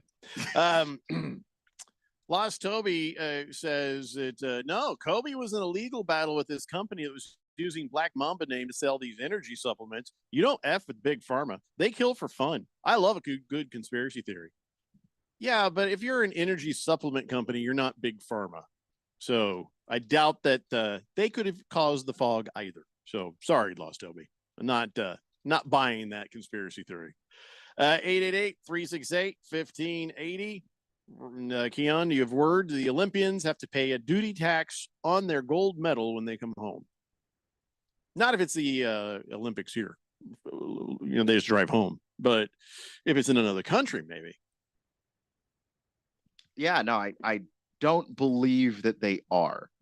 I don't know why you have to pay duty tax. You just put it in your pocket and just. You have anything to declare? No. Not really. Wait. But you have aren't you anything Katie to declare? Ledecky? Didn't you win a lot of gold medals just now? No, sir. Do you have anything to declare? Your mom. that should just get you through right then and there. What's that? Get that out of my butt. Why are you doing this? Yeah. It's immediate anal probe. Hamilton Porter says, well, Kobe and were Kobe and Epstein in cahoots with the same company? Cannot confirm this. Now we're just going too far. Yeah, this is all just getting out of control. What are we doing? Palate cleanser. Okay, so the WNBA All-Star Game, I guess, just completely maxed out the ratings. They went nuts, and bigger than any WNBA All-Star Game ever before. And it was the most watched All-Star Game in WNBA history. ABC broadcast got 3.44 million viewers, and the previous All-Star Game, 1.4. So 2 more million people. And so that's now making the All-Star Game the third most watched WNBA game in history. And that's still behind the 2 games from the league's opening weekend back in 1997. So here we are, 2024. The WNBA is just a steamrolling, just crazy, popular all of a sudden. Can it last? Will it last? That's what, you're hoping. And like, I know a lot of people are like, hey, no, Caitlin Clark is the player that I started watching the WNBA for. I don't know if it can last if you don't expand out and watch other players, if you don't appreciate other players. I was listening to the Weekend Warriors this last Saturday, and Mr. AZ Sports was like, Caitlin's the only player I watch. Like, if that's what you've got. So here's the thing, though. I don't know if that lasts. Remember, Raven Kidd said he doesn't follow teams, he follows players. So that age group, the younger guys, that is how they consume sports. So it might have to be enough. Yeah. I'm just, you kind of have to figure out how to get multiple players involved. Like if you're somebody who's watching the NBA and you like watching Steph Curry, is there anything you can do as the NBA from a marketing standpoint to try and connect people to other players they might like? Like maybe not teams, but other players in the league that they would enjoy watching. And it's not enough that one guy has one player and the other guy has another player and another gal has another player. I mean, that's not enough? Well, maybe, but if that person has a down year, if that person gets hurt, and they lose interest and they walk away. Yeah, and that could just be it for you. As far as trying to grow it, I think you need a little bit more than that. The NBA can just have somebody say, yeah, I like watching LeBron, and that's it, because the NBA is already established. They already have their audience and the base but that there. also, that's the same risk of a loss of a demographic.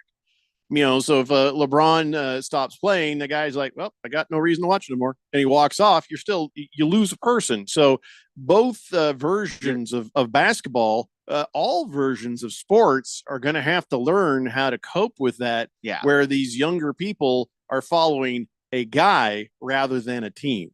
You still get the same output. I'm only watching Cardinals games, or I'm only watching Kyler Murray games. It's the same result. Yeah. But, what you're saying is they got to get more guys that they like to watch so that they consume more than just that. Yeah, I think with the WNBA, because you're doing better than you've ever done before, but you're still fighting an uphill battle. You're still dealing with a smaller viewing audience than the major sports of America. So as long as that's happening, even though everybody's dealing with the same problem, it is going to affect the WNBA more. It's a league that is just now getting more eyeballs on. Well, more and more eyeballs. Let's see if they can get this thing going, or if we're going to just go back the way it was. The next wave of players also exciting, though. So I'm hoping that if we have a similar effect where we've got the NCAA tournament, and the women's tournament has been growing. It's growing more than the men's side of things. If that happens, then maybe people follow that next wave, and you just keep having, new fans drop on in. Also about that Olympic question earlier, duty tax on a medal. That was true up until 2016, and then they actually had a law that basically got rid of that because it didn't seem fair. It's just dumb.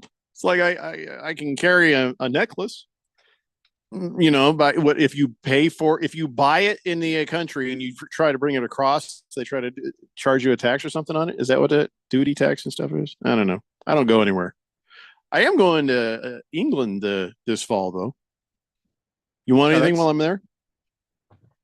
I I can't think of anything from England that I watch. I just want you to know in advance so that I know how much duty tax I got to pay. Yeah, that's a good point.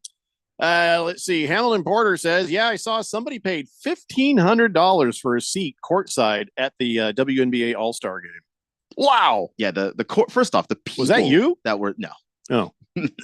No. I mean, I did have good seats. I had like lower bowl seats. They were nice, but they were not courtside seats. And the people that were at the game, there was a lot of stars just hanging out.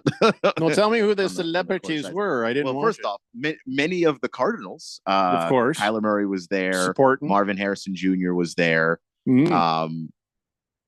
A couple of rappers were there. You can name names. Well, one was Fabulous. I can't remember who the other one was. I know that Kobe Bryant's wife and kids. Yeah, they were there. Yeah, I know I'm missing somebody else. Jason Sudeikis was there for some reason. He just seems to show up in a lot of stuff. Everybody go, oh look, it's Ted Sasso or Lasso. What's that show called? Ted Lasso. Yeah. Oh, I was right. Lasso. I guess we already knew this, but Jake from State Farm was hanging out. Did you get his autograph? I did not. I did Mm. not. Mm-hmm. Was he wearing the dumb jacket? He always is. Good Lord. He doesn't take it off. It's the brand. He probably really- smells like all kind of ass if he's just sweating to death in that jacket. It's like, you are in Phoenix, man. Like, what are you doing? Take that off. Yeah, it's dumb. No, he didn't take it off. I wonder if he has like one of those things, they called them Dickies. And what it was is that you'd have the collar right there, but then no actual shirt underneath. So you could wear a jacket and looks like you've got a shirt, but if you open up the jacket, you're naked underneath. They call that a Dickie, like a false collar. So I wonder if he was doing that. Maybe. I hope so. Delicious says, biggest start of the year for the Diamondbacks tonight. Let's go Montgomery. Yeah, I don't know. We'll see. Hamilton Porter says, I read that. Weso Grande says, the WNBA All-Star Game shows just how starved we are for some kind of sports. It's become a long, hot, boring summer. Well, that's not fair, Weso Grande, to the popularity rise of the lady basketball players. It's a long summer every summer. So it's not like people were starved for sports this time of year last year, and they were starved for sports this time of year the year before. That's more a testament to how much the WNBA has grown, especially since Caitlin Clark has shown up on the scene, than people just starved for sports, because you'd still have to ask, why are more people watching that in 2024 than they have in the last 3 years? Like the game was good. It was an actually good All-Star game. Like that does play a part in this too. Yeah, it was. Lacrosse guy says, Keon, what time do you need me in studio Saturday? We can break down the PLL Boston versus Denver Pro Lacrosse game, noon on Saturday. It's without interruption, Keon Rose. You would be an interruption. Sorry, lacrosse guy. I have been trying to watch the lacrosse guy. I still don't know very much, but it's been fun. Like they have it on in the gym when I go work out, and I watch the games and stuff. It's cool. T-Licious says, Sophie Cunningham and Kelsey Plum, 2 reasons to watch the WNBA for me. My first reaction would be to say, come on now.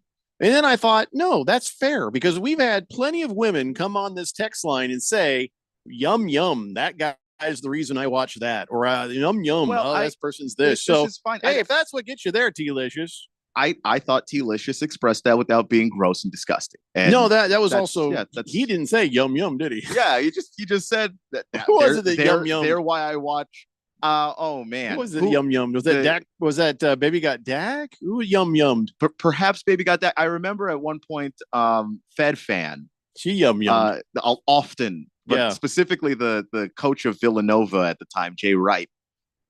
Fed Fan loved her some Jay Wright, and let us know often, even when we were not talking about Villanova and Jay Wright, which is often because that's a college in Philadelphia.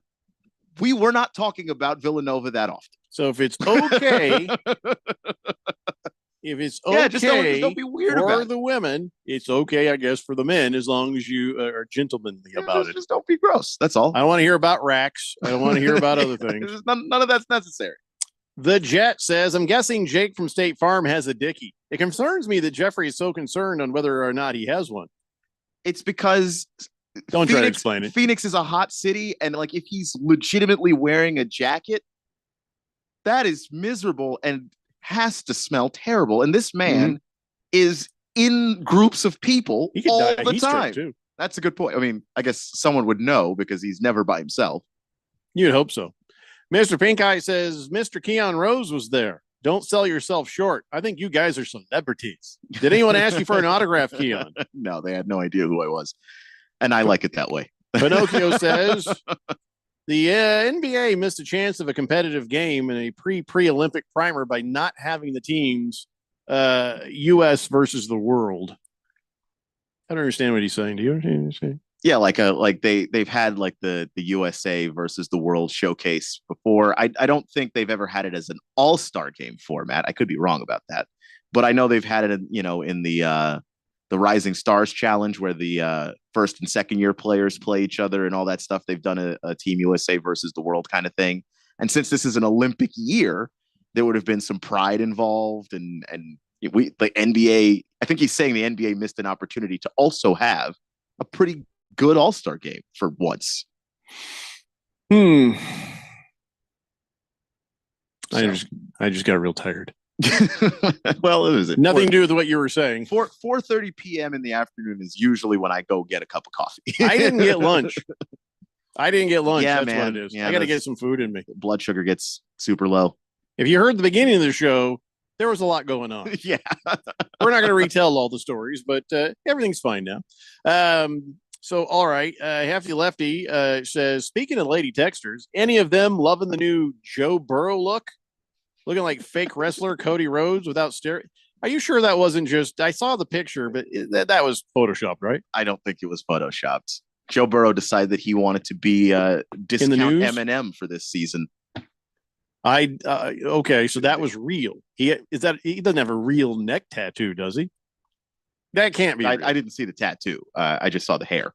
I am suspicious that whether that is real or not, Hefty Lefty.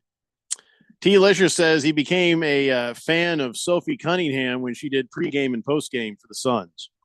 Hefty Lefty says calling him Slim Shiesty now. Oh my God. I don't think the tattoo is a real thing. I'm not seeing that, but the hair is real.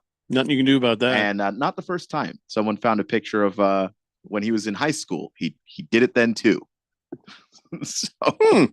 So I guess he's a big wrestling fan. Didn't know that. The hair was longer back then. Well, then he belongs in Cincinnati, Ohio. More than I ever thought before. All right, let's take a break. We'll come back. More of the Daily Blender here on 1580 The Fanatic.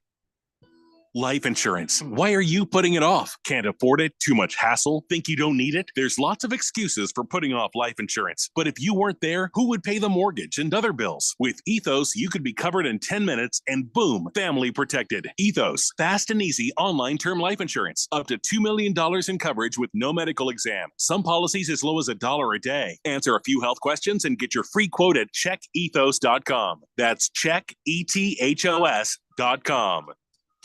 Mom, it's school shopping time. On it. Ooh, Target has select supplies like crayons and glue sticks for 25 cents, plus markers for 50 cents. Next, my new Rockstar vibe means new clothes.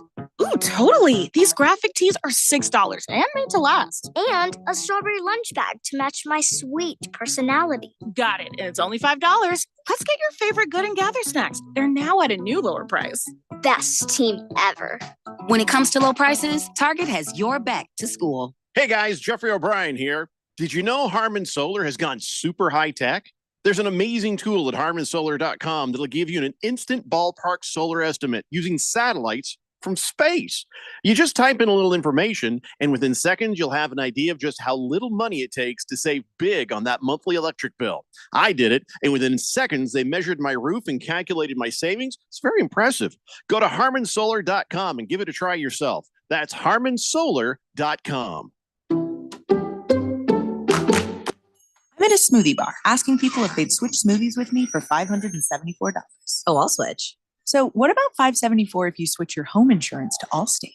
That's a headache. Nope, it's painless. Oh, so it's easy money. Yep, check Allstate first, and you could save hundreds on quality home insurance today. You're in good hands with Allstate. Not available in every state. Based on the national average annual savings for new home insurance customers surveyed in 2023 who switched to Allstate and reported savings. Savings vary. The Arizona primary election is on July 30th, 2024. Voting locations are open on Election Day from 6 a.m. to 7 p.m. All qualified voters need to show ID. Still have your mail-in ballot? Return it at any voting location or secure election drop box. You can also check the status of your early ballot, see voting locations, and review accepted IDs by visiting arizona.vote. That's arizona.vote. This message is sponsored by the Arizona Secretary of State's office. Hey guys, Jeffrey O'Brien here. Did you know Harman Solar has gone super high tech? There's an amazing tool at harmansolar.com that'll give you an instant ballpark solar estimate using satellites from space. You just type in a little information, and within seconds, you'll have an idea of just how little money it takes to save big on that monthly electric bill. I did it, and within seconds, they measured my roof and calculated my savings. It's very impressive. Go to harmansolar.com and give it a try yourself. That's harmansolar.com. We know how it goes. You can't always tune in and hear your favorite shows and hosts. Dude, look, I'm a loser. Okay? It's cool, bro. That's why we post podcasts of your favorite shows and hosts. Listen when you want to. Listen on demand. That is great and frankly kind of amazing. Go to 1580thefanatic.com to download.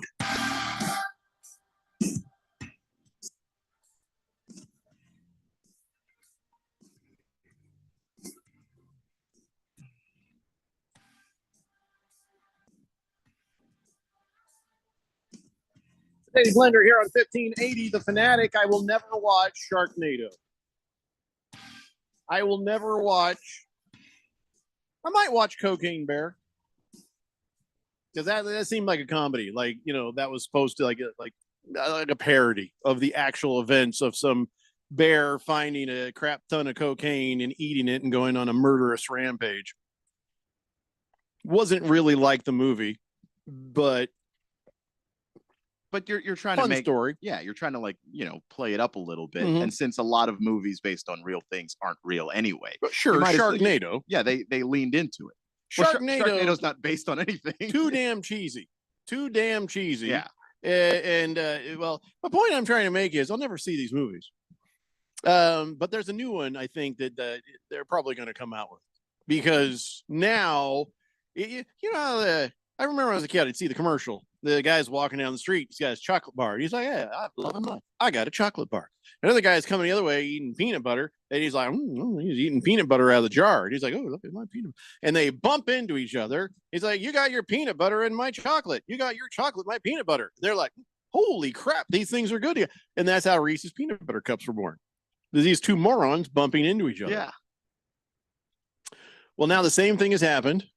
You got Sharknado, right? You got Cocaine Bear, Sharknado, Cocaine Bear. Here's what just happened. A handful of research groups recently published findings. They collected 13 sharp-nosed sharks from fishermen off the coast of Rio de Janeiro, and they had cut them open, and they pulled out their insides, their livers and muscle tissue loaded with cocaine. Cocaine sharks. That's terrifying. Not just a little bit, 100 times more than they find in other marine life.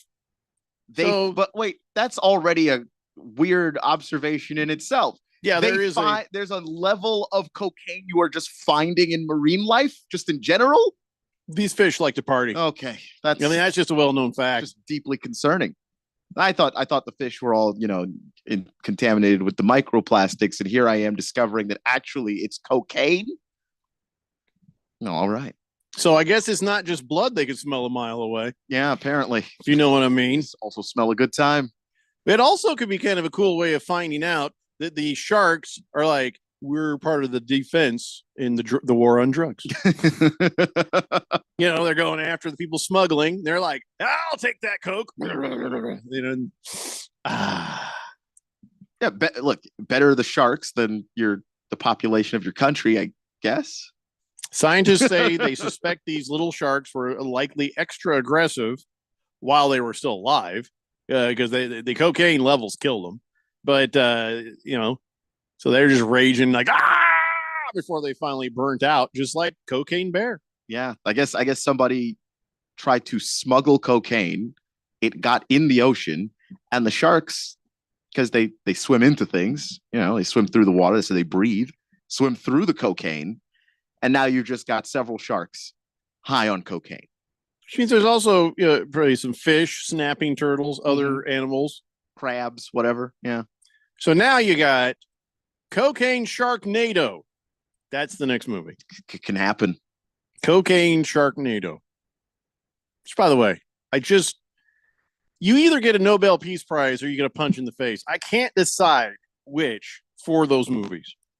For a Cocaine Bear, you're just exaggerating something that happened. For Sharknado, a person sat down and made that up.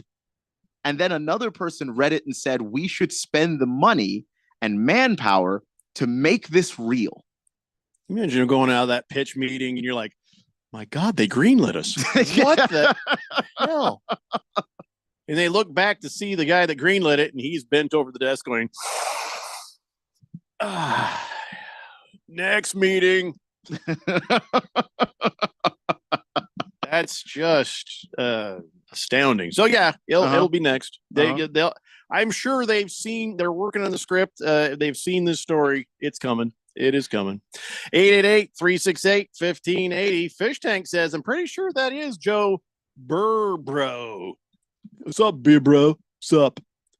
Quiet Cannon says, do they offer the false collar line of clothing for females? Oh, the Dickies. Yeah, I think they do. I think they do have like a little fake collar thing. I don't know. Tia says, surprised it wasn't Moist One who yum Jay Wright.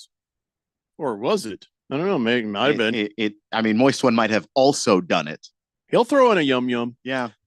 Lost Toby says, I knew he looked familiar. He sent me a picture of Joe Burrow as Eminem.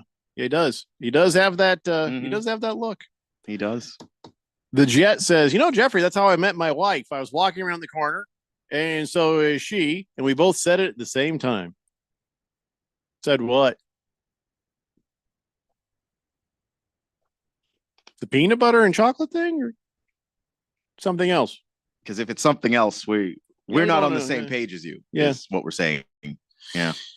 So it's a shame that Charlie Woods was not on the same page as his dad. But I got to tell you, this pressure is going to completely melt this kid. He came apart at the U.S. Junior Amateur. He qualified, but he qualified with 12 over 82. And he was very frustrated, I feel like. And then here's the thing. Normally, 100 people will come out for the championship of this thing. But then Tiger Woods shows up and hundreds of people show up just to see him watch his son play. And so that, I think, created too much pressure. And this was at the Oakland Hills South course, which Ben Hogan called the Monster. So this is not an easy course. And Charlie Woods he's got pressure. He's got a crowd of people who are there because his dad is Tiger Woods. His dad is glaring at him as he's blowing it. And he's like muttering. And all this pressure has got to be a lot for little Charlie Woods. Yeah, Charlie's 15. So that's not great. And I don't know, because Tiger's got to figure out like a balance. HBO did the documentary on Tiger Woods, not the Tiger Woods sanctioned documentary, mind you. So they said a lot of things about all of the scandals and stuff. But the pressure that Tiger's dad put on him was insane. I would actually argue that pressure Tiger had on him is worse than the pressure that Charlie's got, just because Tiger's dad was saying stuff like Tiger's going to change the world. The thing is Charlie doesn't have the same talent level that his dad did when he was that age. Yeah. He doesn't have that. And so for Tiger Woods to be putting super pressure on somebody who doesn't have the same abilities as he did, it's a little unfair. Yeah. And it is an unfair thing that dads can do. Like dads can fall into that trap where. And remember, when the dad was putting pressure on him, he had people following him for him. It wasn't following him because of his dad. They were following Tiger because of Tiger. Charlie Woods has people following him and watching him and judging him and staring at him and being disappointed in him because his dad is there also putting the pressure on him. Yeah, I would just think that Tiger would know, let me back off a little bit, because like the stuff that he was telling other people when he was a kid was like there were just small places in his life where he could go sleepovers and stuff like that, where he could just be a kid. At 15 years old, you really don't need the pressure of an actual golf tournament on your shoulders. It's just, well, it was bad because Tiger couldn't talk to his kid because the rules during this are the parents can't coach their kids. So Charlie was slamming and clubs in the ground and just banging his clubs and just showing absolute frustration. And Tiger is just over there just kind of muttering like, oh, don't do that. Trying to tell him. It's like, well, he dropped the ball on the right side and the left side. And Tiger's like, no, go the other way. He wanted to help his kid, but he couldn't go talk to him. So he tried to not make eye contact with him. I don't know if he was trying or if he was just, I don't know if he was, how dads can be, right? Yeah. Looking at you or even not looking at you can make it worse. Depending on what the situation right. is. And sometimes either way, it's bad. It's just because you're making assumptions about what he's thinking regardless. If he's looking at you, you're like, man, is he looking at me because I'm screwing this up really bad? And if he's not looking at you, you're like, is he looking away because he can't stand to see how terrible I'm doing? Like, it's it definitely can be that way. And when your dad is arguably the greatest golfer that ever lived, it's going to be worse. It's just going to be worse. So the good news is he's still qualified. So, but I don't know how it's going to go if he doesn't have someone to help kind of coach him through these things. But Tiger Woods was 14 years old when he qualified for his first U.S. Junior and got to the semifinals. And he won his first U.S. Junior when he was 15. And he went on to become the only player to win the tournament 3 times in a row. It's just, come on. Bronny James is not LeBron James. Charlie Woods is not Tiger Woods. They could find their own way, and maybe they can find their own way out. But whatever the case, if I were Tiger Woods, man, I don't know. Maybe he shouldn't have even been there. You know what I mean? Maybe he shouldn't have even been there. Yeah, or maybe not as a player, because now you're even in that mode mentally where you're analyzing everything. So it just, even if you don't have any bad intentions about it, you're so deadpan that it doesn't register to Charlie, who's 15, that you're not looking that intensely because you're upset. You're just in that mode, but he can't get that from you. You can't explain that to him in that moment. Mr. Pink Eye says Narco Jaws, new on Netflix. And Lost Toby says, not wanting straws in the ocean so they don't do drugs. That's the real reason. It's not to keep the turtles alive.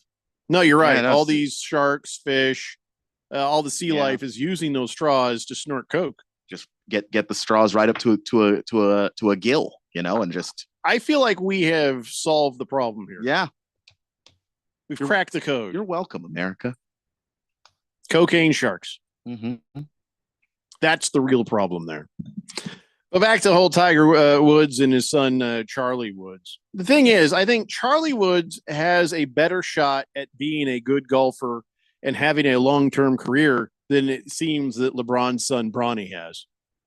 You know what I mean? Yeah.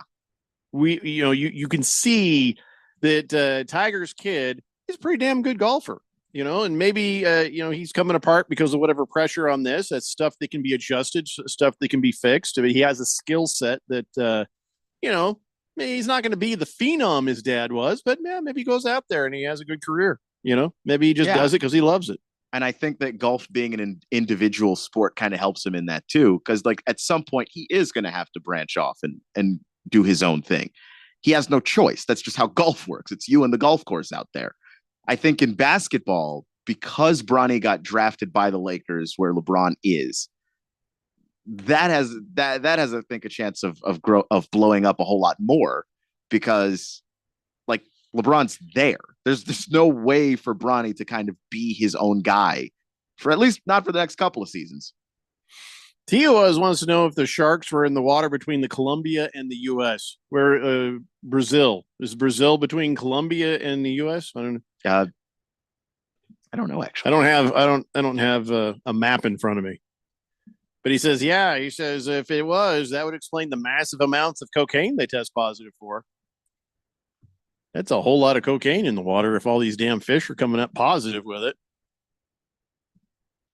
No, I mean, Brazil is south of Colombia, but you know. So no, TOS. No, that is not the case. Yeah. 888-368-1580. All right. Listen, we gotta take a moment. I think it's time to start talking some football. Let's do it. I got some NFL football to talk with you guys about when we come back. A couple of other weird things. I don't know what gets weirder than sharks on cocaine. I think that's a tough one to beat there. Yeah. Uh-huh. This world is not done being that damn weird. Oh, no. There will be more weirdness, I'm sure. Trying to think. I'm no longer surprised by anything. Yeah. Yeah. Well, tax accountant sharks is probably not going to happen. I don't think so. Wouldn't be nearly as interesting, but get yourself over to H&R Shark. They are cold-blooded when they find your deductions. That's right. H&R Shark. All right, guys. Hour 3 is up next. It's the Daily Blender here on 1580, The Fanatic. I spray and scrub, but the soap scum in my bathtub is still there. I spray and scrub, but the burnt sauce on my stovetop sticks around. Sprays can leave grime behind, but new Mr. Clean Ultra Foamy Magic Eraser combines the scrubbing power of an eraser with the cleaning power of Dawn to melt away tough messes on contact. Just wet, squeeze, and erase. Stop spraying, start erasing, and clean with more magic than ever with new Ultra Foamy Magic Eraser. Mr. Clean, Mr. Clean. With Progressive's Name Your Price tool, you can easily find coverage options that fit your budget. If only it was that easy to name your baby. How about Jaden? Nope. Okay. Michael? Went to middle school with a glue-eating Michael. Sebastian? Dated one in college. How about Damien? Vampire name. All right. Greg? Not feeling it. Okay. No worries. No worries. Jeffrey? Oh, love that one. Wait, really? No. Find coverage options that fit your budget with Progressive's Name Your Price tool. Get a quote at Progressive.com. Progressive Casualty Insurance Company and affiliates. Price and coverage match limited by state law. Not available in all states. Hey, you. I knew I'd find you back in the same aisle. What are you looking for today? More fiber, more laxatives, more of the same ways to manage your constipation? Look, if your constipation with belly pain keeps coming back, you may have irritable bowel syndrome with constipation or IBS-C. Ask your doctor how Linzess can help you get ahead of it. Linzess linaclotide is a prescription medicine that treats IBS-C in adults. It's not a laxative. It's a once-daily pill that helps you get ahead of your symptoms. It's proven to help you have more frequent and complete bowel movements and helps relieve overall abdominal symptoms, belly pain, discomfort, and bloating. These symptoms were studied in combination, not individually. Do not give Linzess to children less than 2. It may harm them. Do not take Linzess if you have a bowel blockage. Get immediate help if you develop unusual or severe stomach pain, especially with bloody or black stools. The most common side effect is diarrhea, sometimes severe. If it's severe, stop taking Linzess and call your doctor right away. Other side effects include gas, stomach area pain, and swelling. Learn more at linzess.com or call 1-800-LINZESS. Celebrating 30 years of AmeriCorps looks like building lifetime changemakers in Arizona communities. From serving children alongside First Things First to Executive Director of Prevent Child Abuse Arizona. From the Pinal County Sheriff's Office to the Governor's Office, serving with AmeriCorps today creates limitless potential for every new member to lead Arizona tomorrow. Where will AmeriCorps take you? Join the movement by signing up at serve.az.gov. This message is sponsored by the Governor's Office of Youth, Faith, and Family. Everybody's got a podcast these days. Comedy, politics, true crime, you name it. But how many actually teach you anything useful? Harmon Solar has an entertaining podcast that is vital if you've been thinking about looking into solar, but you don't know where to start. Ralph and Ben explore the intricacies of utilities, equipment, processes, and more. Their primary objective is to educate and empower you to make informed decisions on your solar journey. So increase your knowledge, not your bills. Go check it out right now. It's the Harmon Solar Podcast at harmonsolar.com. KQFN Tempe. Also transmitting on K257CD Phoenix at 99.3 FM and K240 EU Mountain Hills at 95.9 FM. It's time for the third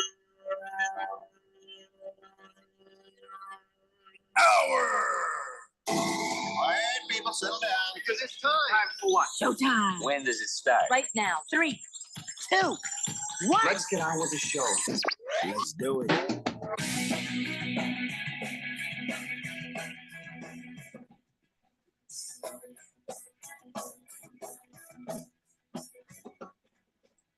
All right, everybody, it's 5 o'clock here on the Daily Blender, and your good friend, your radio pal, Jeffrey O'Brien, alongside not Randy White. He'll be back in a couple of days. We got Keon Rose in the control room, and you guys are on the Fanatic text line, 888-368-1580, as we broadcast live in the Harmon Solar Studios in Scottsdale. Tia says, where the hell is Randy White? Bad enough we had to listen to Ralph yesterday, but we're also missing one of the three amigos. Come on. Randy needs a couple days off, okay? You're about to lose me, man. I'm getting all kind of dizzy right now. I got low blood sugar going. I forgot to have lunch, and that's usually a bad thing for me. So as Keon is talking, I'm starting to kind of gray out. And then as I'm talking on the intro of this hour, I'm starting to gray out a little bit. That's the scary when someone else is talking and you're like, okay, maybe they're just boring, which is you could accuse me of that. I'm boring the hell out of myself. But when you do it, that's when it's scary because you're like, I don't think I'm boring me to sleep. What's going on here? I got to shake this off, man. I had a couple of applesauces, so that might give me a little boost until I can get through this hour. So the rest of you to get through this hour, alcohol. No, that's it. Yeah. 888-368-1580. So let's before I go on to the football stuff, there was something that I saw which I thought was interesting. You know Aubrey Plaza is? Yeah, she's an actress. What is she in? I think she was in Parks and Rec. She's the sort of meh looking, just deadpan. Like that's her thing. She always is meh. Like she's trying to play that young meh. That just see, she was at the game actually. Right. Yeah. Yeah, she was at the game, and you could see she had a leg brace on and she had crutches. Now I don't care about Aubrey Plaza really. She seems like she does a good job at whatever the hell it is she's supposed to do, right? Yeah. She plays that part, but that is sort of her part, right? Yeah, you get typecast there. If you do it well, you get to keep acting. So she was sitting there next to Sue Bird, and well, here was the thing. The crutches. And you're like, well, what happened to her? And here's the word. Aubrey Plaza tore her ACL during a game of knockout. What is knockout? It really doesn't seem like a game you should tear your ACL playing. Basically, you people do it from the free throw line or the 3-point line, depending on, how good at shooting everybody is. And then the first person will shoot. Mm-hmm. And if they miss their shot, they'll have to try and make their shot before the person behind them does. If the person behind makes the shot first, that first person's knocked out. So she's just okay. So there's a little running involved because because if you shoot and you miss and your ball goes all the way over there, then you're running over there trying to get it and get back. You do have to make a layup before the other person makes a shot. So it could have happened there. Yeah. So if they shoot and you step on the ball after they've missed or something like that, like there's a number of ways you can get hurt. I have just played a lot of basketball in my life. And I've played quite a bit of knockout, and I don't know anybody that got injured playing knockout. That seems difficult to do. So there's two things I learned about Aubrey Plaza. She likes to play basketball. In fact, she would play in disguise when she would go out and play, in a women's rec league in LA. I don't know how she disguised herself, but she did. But then when she was playing in that women's rec league, that's when she tore her ACL before. So this is her second time. I don't know if it's the same leg or a different leg, but yeah. So I guess she's got weak ACLs is what we've learned. Yeah. She is now the Anthony Davis of celebrity basketball players. Yeah. She just got to let her eyebrows touch, and then that completes the thing. That's it right there. Yeah. So if Anthony Davis shows up in Clipped, we have a casting choice. So now I know why. Well, at least I know what knockout is, and I know how. And then I've just never seen anybody get injured doing that before. Sad. It's genuinely, it would be not as bad, but it's only slightly worse than being injured in horse. Like it's not a game you should ever really be injured in. It's It's the game you play before you actually start playing. Right. It's a warm up. Yeah, If- or at if most. you're playing and then one person leaves and you've got an odd number of people, you still don't necessarily want to go home yet. Like, yeah, let's play knockout. Fish Tank says knockout often also called bump out. I have not heard that, but it makes sense. He could be making that up. I don't know. I mean, it makes enough sense that I'm not going to fight it. Yeah. Okay. So that's the deal. All right. Well, my main thing was just asking the hell is knockout? That was really what I was getting at. I'd never heard of knockout. I think it's weird that the article just didn't explain that. Yeah, she just got injured playing knockout. And you're like, what? I think is they that? assumed that I should know that. Maybe I should, but I didn't. Not didn't. really. Like, if you didn't play basketball, if that was not your childhood game, Yeah, not so much. then I don't know why you'd know what it is. Not so much. And when I was in high school, most of the basketball players were just sort of awkward and smelled like feet. I'm not even making that up. It's crazy. So I didn't get involved. I was like, you Yeah, guys are no, good. it's not preferred. Good to see you, fellas. I'll be over here. That's fine. No, don't get up. I'm fine. So, Jerry Jones. Remember, we were like, what the hell is going on with Jerry Jones? Jerry Jones has this illegitimate daughter. Now, he denies that and has denied her, but had a whole non-disclosure agreement with her mom, and her mom was paid a lot of money for undisclosed reasons. Mm-hmm. Just unrelated. Sure.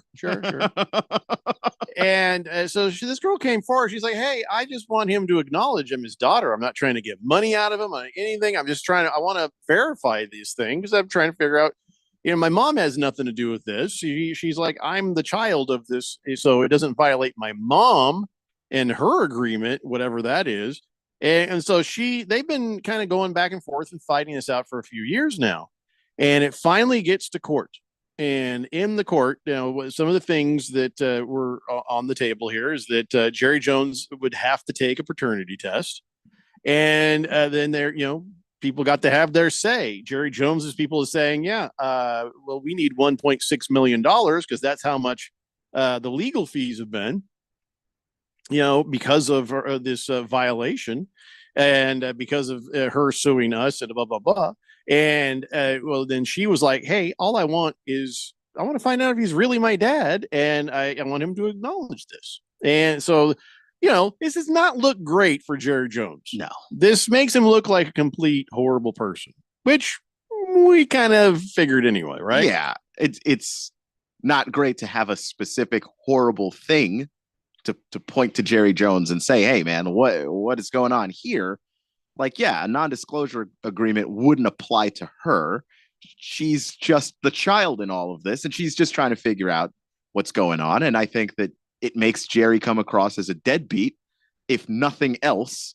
Like, I paid your mom off. That should be enough. Now she's an adult. She's not even asking for anything. Yeah.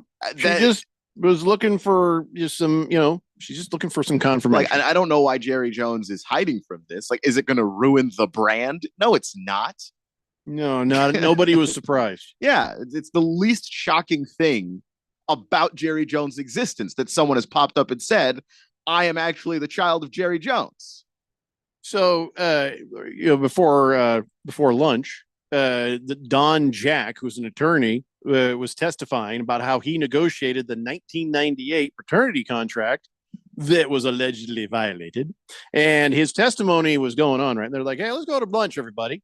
And so then everybody comes back from lunch and they're like, the judge says, all litigation between Jerry Jones and Alexandra Davis has ended. Everybody's like, what the hell? They settled. They settled during lunch break. And that was right before they were going to get to the point with Don Jack, and just about an hour. What the hell is that? What's what? What is that coming from? Okay. God damn it. Hold on. I don't know what you're talking about. Because some dumbasses have gotten into our system and they are constantly in my ear right now while we're doing a live show. Please disconnect that Comrex immediately. or I will do that for you permanently. Please turn off the Comrex that you are on. There you go. That's why we make phone calls to test equipment. We don't just do that. I was hearing some morons in my ear. Okay. I got now we're all on the same page. Yeah. This is just the kind of day it's been, isn't it? Yeah, it's just one of those. Fun, exciting. Just I personally am not a fan of adventure. I like when things are normal. I was really hoping for a normal Tuesday today. It's just not been anything like that. Just genuinely nothing at all like that. Go ahead and power that unit down, please. Okay. So so everybody listening, what you can't hear is because the channel wasn't up, is somebody connected to the Ralph Comrex, which is what we call it, that wasn't Ralph. It was somebody else. And all of a sudden, I have these very loud, overwhelming noises in my ear that Keon, unless he powered down that piece of equipment, could not control. That's how we can hear each other during the break. So like when I talk to Randy, when I talk to Ralph. And so now I've been like, some deep voices in my ear the entire time I'm trying to talk about Jerry Jones. For a minute there, I thought it was Jerry Jones. But Jerry Jones does not have that deep a voice. No, he does not. No. Glendale Mullet says, does Jeffrey have voices in his head again? You would think so, Yeah. but I do not. Tioa says, freaking Ralph strikes again. It was not Ralph this time. Was not It was Ralph. not Ralph. Monkey Puncher says, sometimes I get knocked out drunk in Old Town Scottsdale and I wake up in a strange man's bed. Is that the same thing? No. It's knockout? No, it's the 0%. 0%. Whistling Gerbil says, I'll fight it. Bump out is dumb. Okay. The name or the actual game? Because either way, the actual game is a warm-up, so you're not really. No one is going to throw themselves in defense of knockout and or bump out. Just Mr. Wilbur says, wait a second. Jerry Jones is my dad too. He might be. Now listen, I would not be surprised. Jerry Jones might be all of our dads. Mr. Some of the AZ stories are to be believed. Yeah. Mr. AZ Sports says it's Ralph's fault.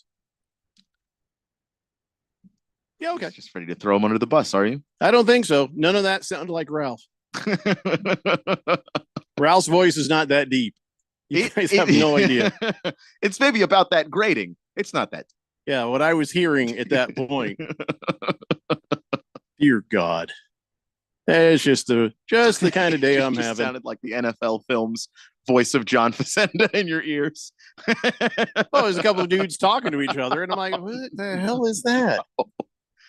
Listen, I can keep a straight face through quite a bit as a broadcaster.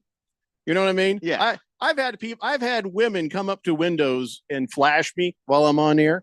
Didn't even break stride. You know what I mean? That's easier. But when something is that loud in your ear and you're trying to do this, it's almost impossible.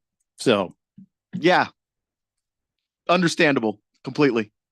In 4 minutes, when we take that break, someone's going to hear about it. Yeah. Probably loudly. So the latest in the NFL is they're talking about the 18-game season. They are talking about it reality time.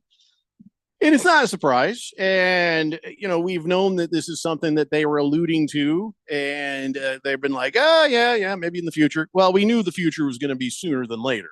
And so the 18-game season, I feel like we're all like, well, okay, if it's inevitable, if it's going to happen, then at least put a second bye week in there. That's going to be the question. Will the NFLPA be strong enough to say, okay, if that, then this? And will the NFL be smart enough to realize that actually is more money for them? That would mean now if it's an 18-game season, then that season's going to last 20 weeks. right? Mm-hmm. 20 weeks of Monday Night Football, 20 weeks of Thursday Night Football, 20 weeks of games.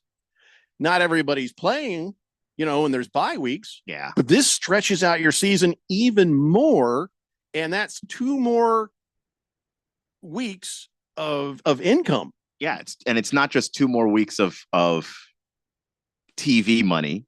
It's not just 2 more weeks of stadium money. It's 2 more weeks of sports bets. It's 2 more weeks of fantasy football. And all of these things get back to the NFL eventually because, of course, the licensing, the betting money, they're going to get a cut of that. Plus, they're partners with either FanDuel or DraftKings. I can't remember which. But so there's obviously going to be, when it's time to re-up on that, you're going to be able to charge more. Like the NFL is sitting on potentially, if they actually lean into a second bye week, they're sitting on potentially more money somehow. I hope they sort that out because I think that this actually helps the health of the players, and it will make for better football if there are 2 different times that they get a week off. I mean, you're already making these guys travel to Germany. You're making these guys do Thursday night games. And then now you got Christmas on Wednesday. Then you got this game here. Almost every damn day of the week is a possibility of a game. And that's going to take a toll. So if you can make an arrangement, yes, 18 game season. Yes, if you do this, you get your bye week. And if you do this, and then there's 2 bye weeks, I feel like this is a win-win for everybody. But you got to stop eventually. You got to stop. Yeah. That's the thing. It can't be an ever expanding thing. Football is just too brutal and too violent a game that you can't keep adding weeks to the NFL season forever. But this one actually seems like it makes sense. Again, if they are smart enough to go with the second bye week, if the NFLPA can either have the strength to convince them to do it or give up on something else that's important to them to basically negotiate or trade the bye week and get that back in return. Cactus Coyote is on the text line, says, hey guys, been a while. Glad to see you're still here. No one's more surprised than us. Kyler about to drop 50 touchdowns this year. Go Cards. I don't know about that because I think you're going to probably need another weapon to add to Marvin Harrison Jr. if you're going to be talking about those kinds of numbers. But also I think the Cardinals just ran the ball so well last year. Like I don't know why you wouldn't stick with that this year and then just use Marvin Harrison to add to the offense you already had. They had a top 10 offense when Kyler was on the field. So it's not, can Kyler throw 50 touchdowns or anything like that? I think the Cardinals are going to be much more of a running team than they were under Cliff. Swazman says, plus, Jeffrey, you can guarantee Super Bowl will be on President's Weekend and Super Bowl will be on paid streaming service. You can make both those bets, he says. I don't think they would put the Super Bowl on Amazon or Apple TV or Netflix or anything. I don't think they'd go that far. I think that being able to widely broadcast the Super Bowl for free is part of, you got to have the reach. And so, yeah, I doubt that part, but the part about President's Day weekend, well, yeah, that's a huge plus. Scratch Me Because says with an 18 game season, who will be the first 80 million a year quarterback? Probably Jacoby Brissett. I mean, the Patriots are high on him right now, so why not? I mean, it's not high on Brissett so much as not nearly high enough on Drake May. All right, we got to take a break. We'll come back. We'll talk some more football. It's a Daily Blender here on 1580, The Fanatic. This is Brent Musburger's Action Update on 1580 and 99.3 The Fanatic. Get insights into the sports betting market with VSiN's betting splits. See where the money is and keep updated on how the market is reacting. Only at VSIN.com. Now, here are the latest lines from my guys in the desert. Major League Baseball, Tarek Skubal of the Detroit Tigers is the betting favorite to win the American League Cy Young Award. Skubal is minus 140. Corbin Burns of the Baltimore Orioles is at plus 300. Seth Lugo of the Kansas City Royals plus 1,200. Logan Gilbert of the Seattle Mariners plus 1,600. Over in the National League, Chris Sale of the Atlanta Braves, the betting favorite to capture the Cy Young. He's at plus 110. Zach Wheeler of the Phillies plus 190. Paul Skeens, the rookie out of Pittsburgh, plus 550. Tyler Glasnow, plus 2,800. I'm Tony Desiri with your VSiN Action Update on 1580 and 99.3 The Fanatic. Get in zone, AutoZone. Welcome to AutoZone. What are you working on today? Starting trouble. No one likes that. We can get you set up for some stronger starts. You might just need a fresh charge, and we can take care of that free of charge. But if it is time for a new battery, we've got replacement batteries that'll fit your needs, starting at just $79.99. That's what makes us America's #1 battery destination. Get in zone, AutoZone. Restrictions apply. AZ Preps 365, your source for all the news, info, highlights, and more. Athlete news and interviews. Talk with coaches. Keep you up to date with the changes, moves, upcoming events, and more. AZ Preps 365, Arizona's ultimate prep sports show. If you miss a minute, you miss a lot. AZ Preps 365, Saturday mornings 8 till 10 on 1580 and 99.3 The Fanatic. And always on at 1580thefanatic.com. Hey everybody, it's Mark Asher back to tell you about my great friends at the Lund Mortgage Team. Did you know that the Lund Mortgage Team was founded back in 1999? That's right. They're celebrating 25 years in existence this year. And you know what you have to do to stay in business that long? You have to be good at what you do. And the Lund Mortgage Team is not just good, they are great. They have helped thousands of people save thousands of dollars over those 25 years here in the Valley of the Sun. They only lend in Arizona. And they're mortgage brokers, which means they can shop your rate around. They're not tied to just one set of rates. Mortgage rates can get crazy. They can get high. They can get low. There's good times to strike and there's times to stay on the sideline. Let the Lund Mortgage Team be your coach, be your team leader when it comes to these huge decisions. Call 623-875-9940. That's 623-875-9940, or you can always check them out at lundmortgage.com. Great website with all the tools you need. Call them today. They're my great friends, and you'll love them. It's the Lund Mortgage Team. I'm at a smoothie bar asking people if they'd switch smoothies with me for $574. Oh, I'll switch. So what about $574 if you switch your home insurance to Allstate? That's a headache. Nope, it's painless. Oh, so it's easy money. Yep, check Allstate first and you could save hundreds on quality home insurance today. You're in good hands with Allstate. Not available in every state. Based on the national average annual savings for new home insurance customers surveyed in 2023 who switched to Allstate and reported savings. Savings vary. What's up, everybody? Nick Costos here, host of You Better You Bet, reminding you to check out the show. Now, why should you check out You Better You Bet? Because we bring you the most fun. We bring you the most insightful, the most entertaining show in the wagertainment world. From up-to-the-minute breakdowns of backdoor covers, bad beats, and the cheers and tears that come alongside them. Plus, you'll get the best betting analysis anywhere from myself, Ken Barkley, and some of the best minds in the sports wagering world. So tune in weekdays, noon to 3 on Arizona Sports Betting Station, 1580 and 99.3 The Fanatic.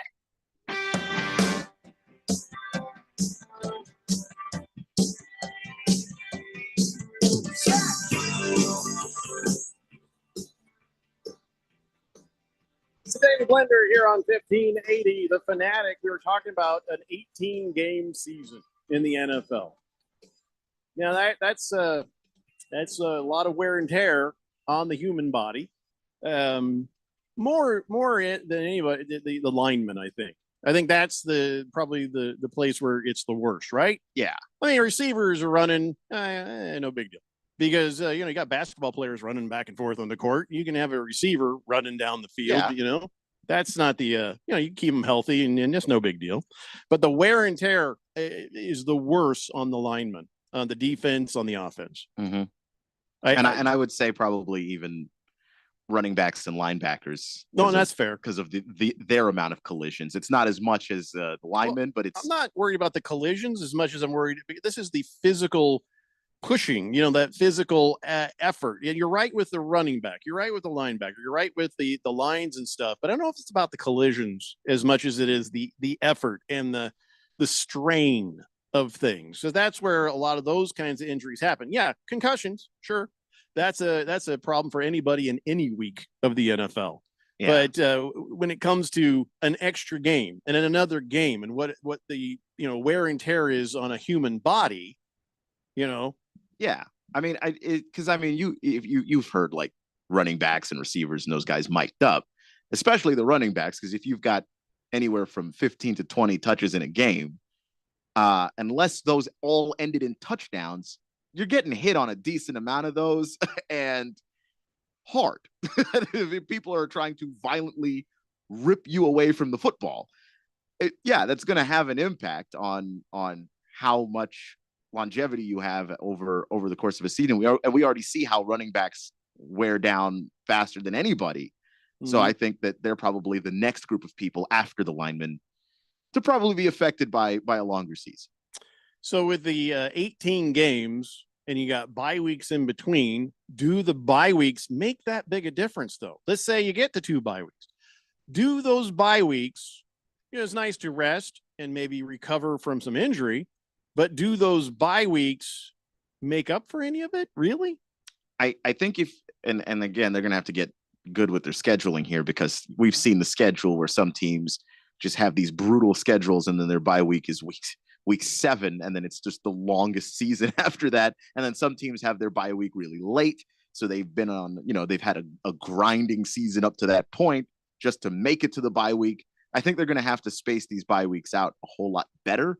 And I do think that Thursday night football is kind of ruining the math on it a little bit. Because with the Thursday night football, like, you're already having some of these short turnarounds from games. I like having football on Thursdays, but I would like the football on Thursdays to be good. And some of the reasons why these games are not great is because a team will play Sunday and then, 4 days later have to play a football game. Well, if you're adding weeks to the season, the likelihood that you may play multiple Thursday night games in a year goes up. And who is that good for? So they're going to have to figure this thing out. Schedulers can work around those things. They can. They just have to be sure better at it there's a than they have. computer program you can put in there. Yeah. I would just like them to be maybe better than, I remember the Giants a couple of years ago had a schedule that if I were a Giants fan, I would have lost my mind, because it was like they had a Thursday night football, and then I forget exactly how the schedule worked out, but they essentially had the one of the tightest clusters of 3 games that any team played all season. Like, that stuff is going to happen, but when you add games to the season, that's more potential injury risk. Well, so that's not great. So what are some other things we can do to alleviate that? It's like, well, okay, do we let the rosters be a little bigger so that there's backups? Yeah, I do think that that's going to be part of it. Sorry to the Uffle, but we're going to need some more guys. I really, especially when you're talking about the linemen, it's impossible to win in the NFL without good line play, like at least average line play. And you start losing, especially tackles like that can derail an entire season. And I don't know how you survive that without some ability to manage the wear and tear that these guys have, and that can help with a bigger roster.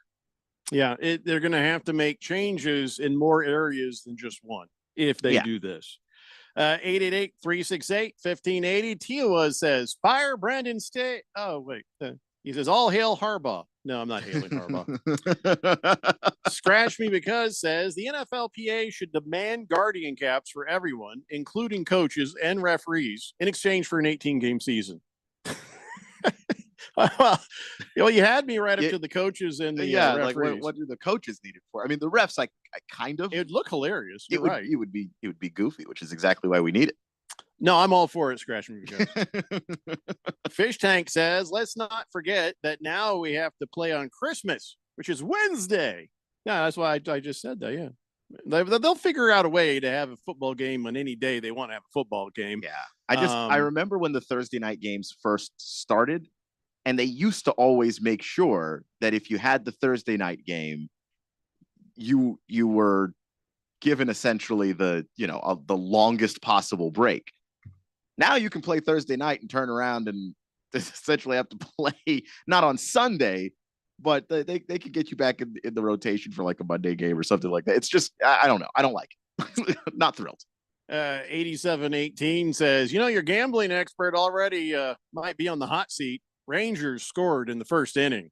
Well, that's what they call it, gambling, Yeah. By the way, why don't you have a texture nickname, by the way? The thing is, I think over the long run, it's gonna work out, but you have 2 picks a day. That's a tiny sample size. Well, I told him he could do 3. 8718, you're now the South Dakota kid. I'm just naming you. You've been texting this show since January, like, I'm just trialing the show, checking it out. Well, you're still here in July, so it's half the year, man. He says the home state is South Dakota. Loving the Foo Fighters, he says, which I appreciate that. Me too. But I'm giving you a name, and you have been listening to this show for somewhere in the ballpark of 26 weeks. You just. It's a cool nickname, though. South Dakota kid. It very much is. Like, if he chose that for himself, we would have been impressed. Like you're a gunfighter or something. Right? Yeah. Lost Toby says, little late to this one, but Aubrey Plaza is the D Rose, not the street clothes. It is a better comparison. Yeah. I think Aubrey Plaza's basketball days might even be finished. Yeah, I think they are. We missed prime basketball, Aubrey Plaza. Did we? Shame. Fish Tank says, yeah, I'm pretty sure our gambling guy said the pro gamblers get it right something like 57% of the time there. Well, listen, like if you're consistently betting and you win 52% of your bets, you're doing great. Yeah. Like most people would kill for just that. See, what you guys don't know that I know is the Dylan Cohen's history of killing it. He's killing it. I have talked to Dylan after, and I don't think that he's recommended any parlays or anything like that. And I know people love the parlays, but I have seen Dylan Cohen land some insane, absolutely insane parlays. I'm not going to doubt that man for any reason. So another texter, 5261, says, I prefer to continue without a texter nickname. Thank you very much. It's not how it works. That's not how the show works. Now that you've said that, I'm going to stop reading your text until you actually have a texter nickname. And I'm going back, and you just started texting us on July 12th. And if really you like me as much as you say you do, they're from the Yukon, then you'll have to have a texter. Yeah, you have to get a texter nickname. Look, man, the show doesn't have any rules basically except one. I ain't reading numbers. Pick a texter nickname. You got a few days to kind of sort it out. We like to get it done in the same day you start texting. You have been doing this for 7 months. No. This guy has been doing it since July. The other one I named, Dakota Kid, has been doing it 7 months. 5261. But okay, even a month. Like, okay, that's still, you've had more time than most people get to choose their texter nickname. You'll choose a texter nickname, my friend. You will. Listen to this. Moist One let me know that Skeens just got his 8th strikeout. So let's go, Dylan Cohen. Hey. So there you are. One good bet, one bad bet. But, listen, by the end of the week, let's see where he is. I have a good feeling he's going to be in a good spot. And look, you have to, for me, when it comes to people giving you betting advice, I want to know what's your process. Like, how did you come to that conclusion? Because if you're just guessing and you're right the first week, cool. But that doesn't tell me how you came to know that information and how, what do you do to make sure that you're accurate? Dylan's got a good process. So I think that that's more important right now. Yeah, here's my process. You ready for my process? This is my betting process. Eeny, meeny, miny, mo. That's not professional. It's probably not something you should count on. Oh yeah, I'm not a great better because I just bet on vibes, man. Like if a team feels like they've got a winning day, I'll throw that bet down, and I will be incorrect many times. Cactus Coyote says they just need to do math it out. So both teams playing on Thursday had to buy the previous week or something. Yeah, I'm just saying that they haven't. There's a done formula. That. I guarantee you, with 30 teams, right? There's a 32, yeah. 32 teams. There's a mathematical formula, and you put it in there, and you say a team plays on a Thursday, or international gets a bye week, and you can't send the team twice to a foreign country, and you can't do 2 Thursday nights. You can't, there's a mathematical formula to make sure that all of this works. Yeah. The thing is, they used to never do 2 Thursday night games for a team in a season. At least not originally. Now you can be on multiple Thursday night games. Well, that's just, you're asking people to play 1 short week of football in a season is one thing. Asking them to do it more than once is insane. So Canadian 5261 says, you can just call me the Canadian Mountain. You want to be called which mountain? A whole mountain? An entire Canadian mountain. Are you sure you didn't say Mountie and it just came out Mountain? Or is that actually what you want, to be a Canadian mountain? And any particular mountain, or just like any mountain will do. So, but I'll call you the Canadian Mountain if that's what you want. That's not bad. I just want to make sure I got it right. Kringleberry says, told my wife I'll give up Wednesday night football for the season. She's overjoyed about it. Oh my God. Oh, that poor woman. She's just... tricks on you when there's a game on Wednesday you really want to watch. Yeah, the Christmas game it turns out to be the best game of the year. Oops. Mr. Wilbur says, food for thought. And this is why the NFL wants to go to 18 games. This year, I found out that the Cardinals have 2 games considered as their premier games. Season ticket holders for my section, the value of those 2 games, the Niners and the Bears, $185 a ticket. Currently in that same section, people have tickets listed for the Bears game at over $770 a ticket. Now we wonder why the NFL wants more games. I mean, yeah, that's part Maybe. of it. And then, you add more games, it's more tickets, it's more beer, it's more guess who has to pay for parking, all of that. Scratch Me Because says, I requested a texter nickname, but Jeffrey said no. Now I'm stuck with my second choice. What was your first choice? I don't even remember if anymore. your first choice was something we can't repeat on the air It's probably a filthy. lot, then you're just going to get a no for that one. Scratch Me Because is a good texter nickname. I don't know what your problem is. That's a really good texter nickname. What's wrong? Fish Tank says, are all the Thursday night games going to be awful again this year? It was pretty bad last year. Some, but I did see there actually is a couple of good ones. There are a couple of good ones. Thundar the Santa Barbarian says, how about the unknown texter? Well, we already have one. We already have somebody. The unknown texter. We do have. Oh, we do. Yeah. So, sorry. Baker's Cocky Hen says, yeah, did they mean Canadian Mountie? Nope. A Canadian Mountain is right, Mr. O'Brien. He says, I tip my cap to you. All right. Canadian Mountain it is. Scratch Me Because. Yes. Okay. I'll say this once just for you. He wanted to be called Slobodon. Slobodon, my balls itch. See, it comes out me just saying that. And it's not, when you see it, it makes more sense than if I say it. If I say it, it sounds like I'm saying parts of me itch. But if you read it, it looks like Slobodan Milosevic, sort of. So that's why. It's funnier visually than it is when you hear it. So Scratch Me Because Slobodan might, now you know. Mm-hmm. So there you go. All right, let's take a break. When we come back, we got On This Date in Big George's sports history and more of the Daily Blender here on 1580, The Fanatic. Lanny went to college and racked up huge debt. A little bit over $100,000.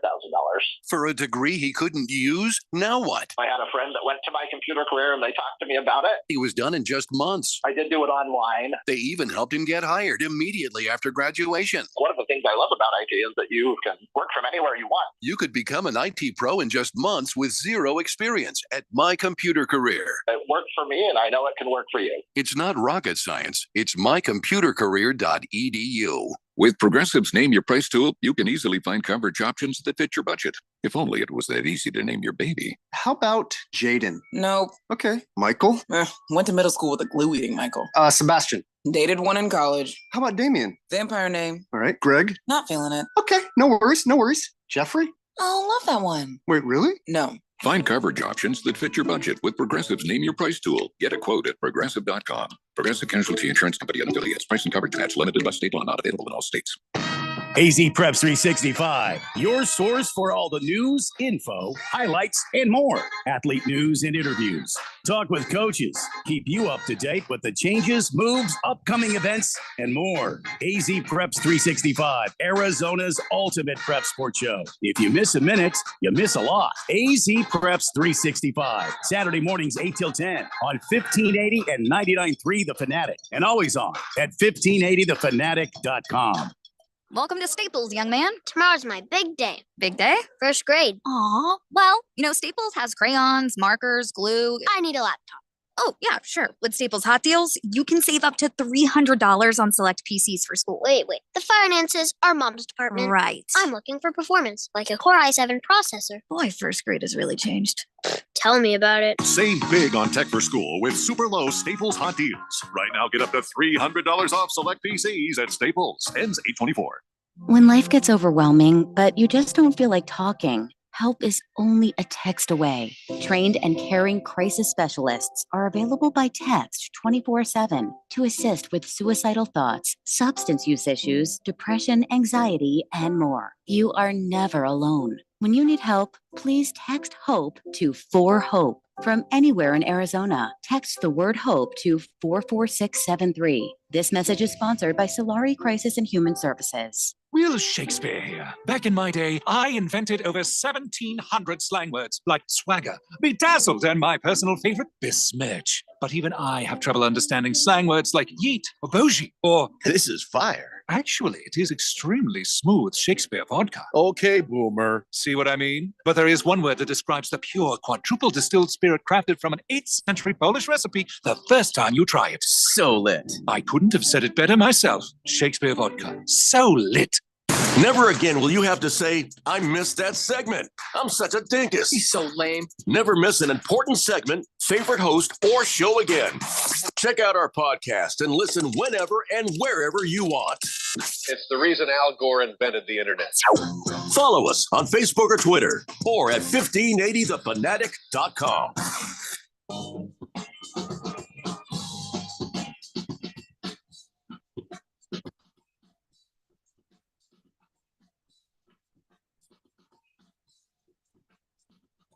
The Daily Blender here on 1580 The Fanatic. So our unnamed betting expert from Las Vegas just texted in. Says betting on the Paul Skeens over for strikeouts is a smart bet any day he pitches. This guy is going to be a star in this league. I think he's already there, and we still don't know who the hell you are. So you need a text or nickname or something there, Vegas betting guy. How do you find this show, by the way? The Vegas betting guy. Expert says he's an expert.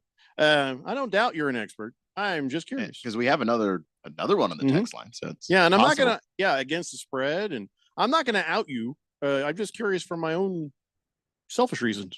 So, Fish Tank says next question for Mr. Wilbur: why do you have season tickets for the sounds of the game? Yeah, wait a second. Wilbur's got season tickets. If you take me to the game with you, I'll explain to you what's happening. Oh my God. I mean, he's probably got like the radio on his ear. Oh my God. I mean, I can tell you in real time. And for an extra fee, the game I explained to you will be better than the one we're actually watching. I mean, if you really want to, the Cardinals could go 17-0 just for you. Yeah. I could pull that off. Just saying. 888-368-1580. A lot of new texters on this program. I don't know how the hell that's happening, but all right. Welcome one, welcome all. Most of you. So I saw something. And now I have something to root for. Oh. Don't even care about the Saints. I just don't. I don't care about the Saints, and you know why. They took a Super Bowl away from me. Oh, that's right. Yeah. Right? Totally the forgot Colts about that. lost to the Saints in the Super Bowl years ago. But and I don't care about Derek Carr. I just don't. Never have. first time where I was like, oh, there's Derek Carr. Holy crap, that's his brother. Who's that? The guy with the oil slick on his head. Oh, that was always annoying when he'd be on a football show explaining stuff and he had his hair slicked back like gobs of Vaseline or something. Mm-hmm. I feel like there's a renewable energy. It's on David Carr's head. Somebody tap that. Don't drill, baby, drill. Somebody get him in a headlock. Yeah, or this nation is energy sufficient. Steal all the oil from his bathroom. That's clearly going to his hair. Yeah, he's got a reserve like no one's business. Anyway, so I don't care about the Saints. I don't really care about Derek Carr. Although, do always want to remember the man card accreditation that when he broke his leg on the field, he didn't whine, didn't cry. He just went, it's broke. That's all he did. Pretty damn manly, if you ask me, for a guy wearing mascara or eyeliner all the time. They say he doesn't actually wear eyeliner. Yeah, it's just like it's just once you see it. Mm-hmm. I don't know. I don't think he is, but Anywho, so Derek Carr, they say, is on the verge of making bad NFL history. Uh-oh. He's only 2 losses away from achieving something that no one has ever done before, and that's becoming the first quarterback to lose to all 32 teams. Yeah, you don't want to be in that class by yourself. If he gets beat by the Vegas Raiders, of all teams, gets beat by the Carolina Panthers, that's a little bit, that's a bigger ask, isn't it? It's a bigger ask, but if they play the Panthers 2 times a year. Saints play the Panthers at home week 1. So there's an opportunity.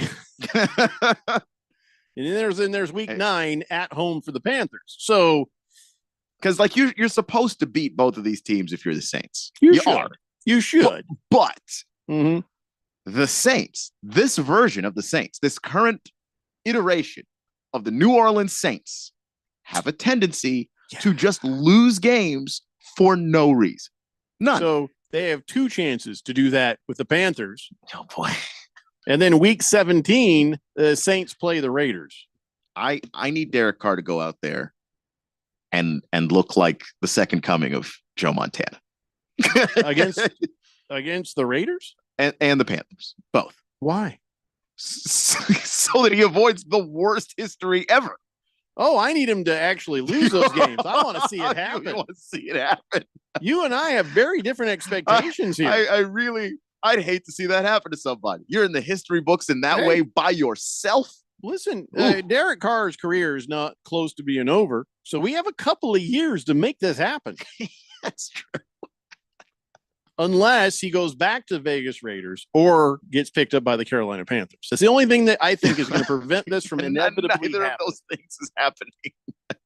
Or he retires. Yeah.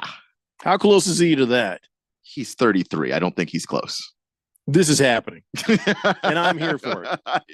I want it. I mean, that's the thing is I don't think I can argue that it's happening though. Like that's the part that I'm struggling with is I agree with you that it is happening. I just this year would be great. I already feel bad for the guy. I already feel bad for him. And nothing's happened.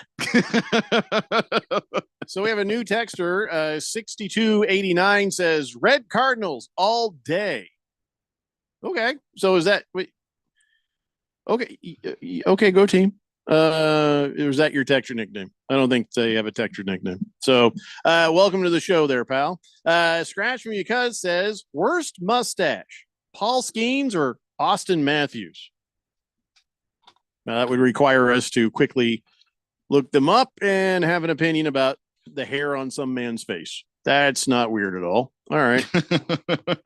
Paul Skeens, yes, that's a rape-tastic mustache. That's a serial rapist mustache. Wait, why are you not making even a cop choose? stash? They're the same mustache. Hold on here. I'm looking up Austin. Yeah, Matthews. you look at Austin Matthews. It's the same mustache. Well, I'll just tell you which one looks worse. I think they both look equally bad, but yeah, that's. It just looks like a caterpillar crawled onto his upper lip and then promptly died. Austin Matthews looks like the villain from like a foreign villain from some movie. And Paul Skeens looks like the serial rapist that is coming through your window. I'm going to say Skeens' mustache is worse than Matthews. That is my determination. I don't know how you can tell the difference. Well, Austin Matthews comes out longer and comes down. Skeens comes over and stops. Okay, I can see that. That makes sense. Which is almost worse. Yeah. Yeah, I'm jumping back and forth between them. I see your point there. Ugh. Baker's Cocky Hen says the Panthers have their quarterback for the next 25 years already. Bruce Young looking like an 8th grader pulling into camp. Bruce Young? You mean Bryce? You Bryce Young. Yeah. Hello, Bruce. It's like, what the hell are you talking about? So yeah, thank you. And not if he has another season like last year. Mm-hmm. I don't care how tiny you look. Mm-hmm. Average Joe says Paul Skeens is with Livy Dunn. Yeah, you aren't allowed to criticize anything about him. I don't know who Livy Dunn is. Who's now got to now you're just creating more Google searches. Life is Googling. Oh, she's the gal, the gymnast. She's a gymnast. That's what it is. Okay. And have you seen my wife? I can say anything I want. It's just that doesn't neutralize the mustache. I don't understand how that's supposed to make me like. I understand that him having other qualities might make him still attractive to women, but they're doing that despite the mustache, not because of it. You know, there is who's Simone Biles' husband? What's his name? No, some guy that plays for the Packers. Yeah, I've got it here. I'm just trying to find it. I don't know his name because he's Simone Biles' husband. That's why. Yeah, I'm getting to it. Hold on. Of the two people in that couple, oh, he's not on the Packers. He's on the wait. He was on the Bears. Oh, okay, he was. Okay, Jonathan Owens. He was previously on the Packers. They're saying he's going to miss 7 training camp practices so he can go watch Simone at the Paris Olympics. I'm against this, not because I have anything against Simone Biles or anybody. It's your job, dude. It's your job to be in training camp. You're supposed to be there. We gave a ration of crap to Aaron Rodgers about this, and Kelsey's not missing camp or any games because he loves Taylor Swift. So you look at Simone Biles, and it's a great story, and they have a great couple and all that. But hey, Jonathan Owens, his ass needs to be in training camp. But Eberflus says we respect the Olympics, and he says it's a big deal, and we're supporting him. He supports the one he loves the most, and that's great. That's cool. They're allowing that, but man, I feel like he should be at work. I don't know. I think when you're talking about your spouse and the biggest thing that they are going to do in their career, that I do think that changes the math on it a little. Now, I guess, granted, for him, I don't think he's the kind of player who can miss all that time and come back and be just fine. He's already not a starter. I personally would not have done it. I'm taking my ass to camp. Yeah. I don't know. I'm not guaranteed a roster spot. You know, he's basically the breadwinner, and not guaranteed a roster spot is relevant too. He's not the breadwinner. You don't think he makes more than she does? No, he doesn't. In endorsements, just endorsements. Simone Biles is the greatest gymnast that has ever lived. I didn't know she was making tons of money doing that. Oh my God. Simone Biles in sponsorships and all that. Simone Biles is making more money than this Jonathan man. Owens, you get your ass to Paris. And it ain't close. You get your ass to Paris. Like the gap between Simone Biles and him is about probably the gap between Taylor Swift and Travis Kelce. It just forget everything I said. You'll go to Paris. All right, we got to do this quick. It's time for On This Date in Big George's sports history.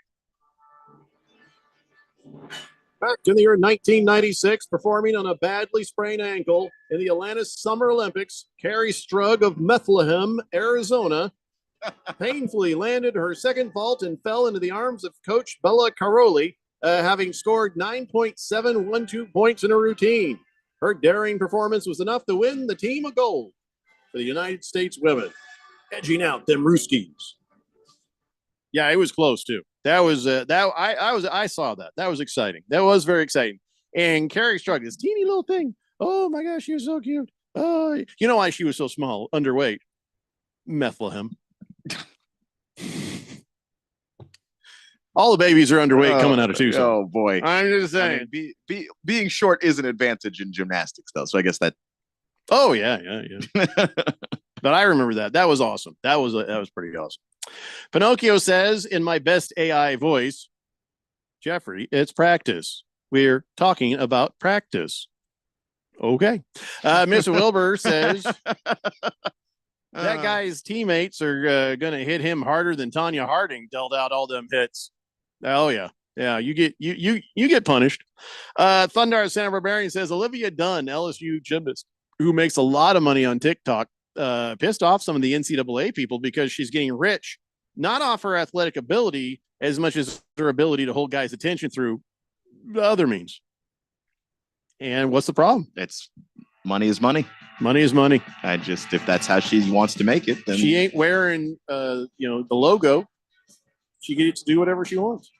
I mean, I don't want my daughter doing those sorts of things, but she's not breaking any laws or nothing. Once a person is an adult, it's just, what are we talking about here? I just don't care. Big George says Diamondbacks are right now winning 3-1 in the third inning. Yeah, well, they were doing that yesterday, so let's pump the brakes and just hope for the best with your Arizona Diamondbacks tonight.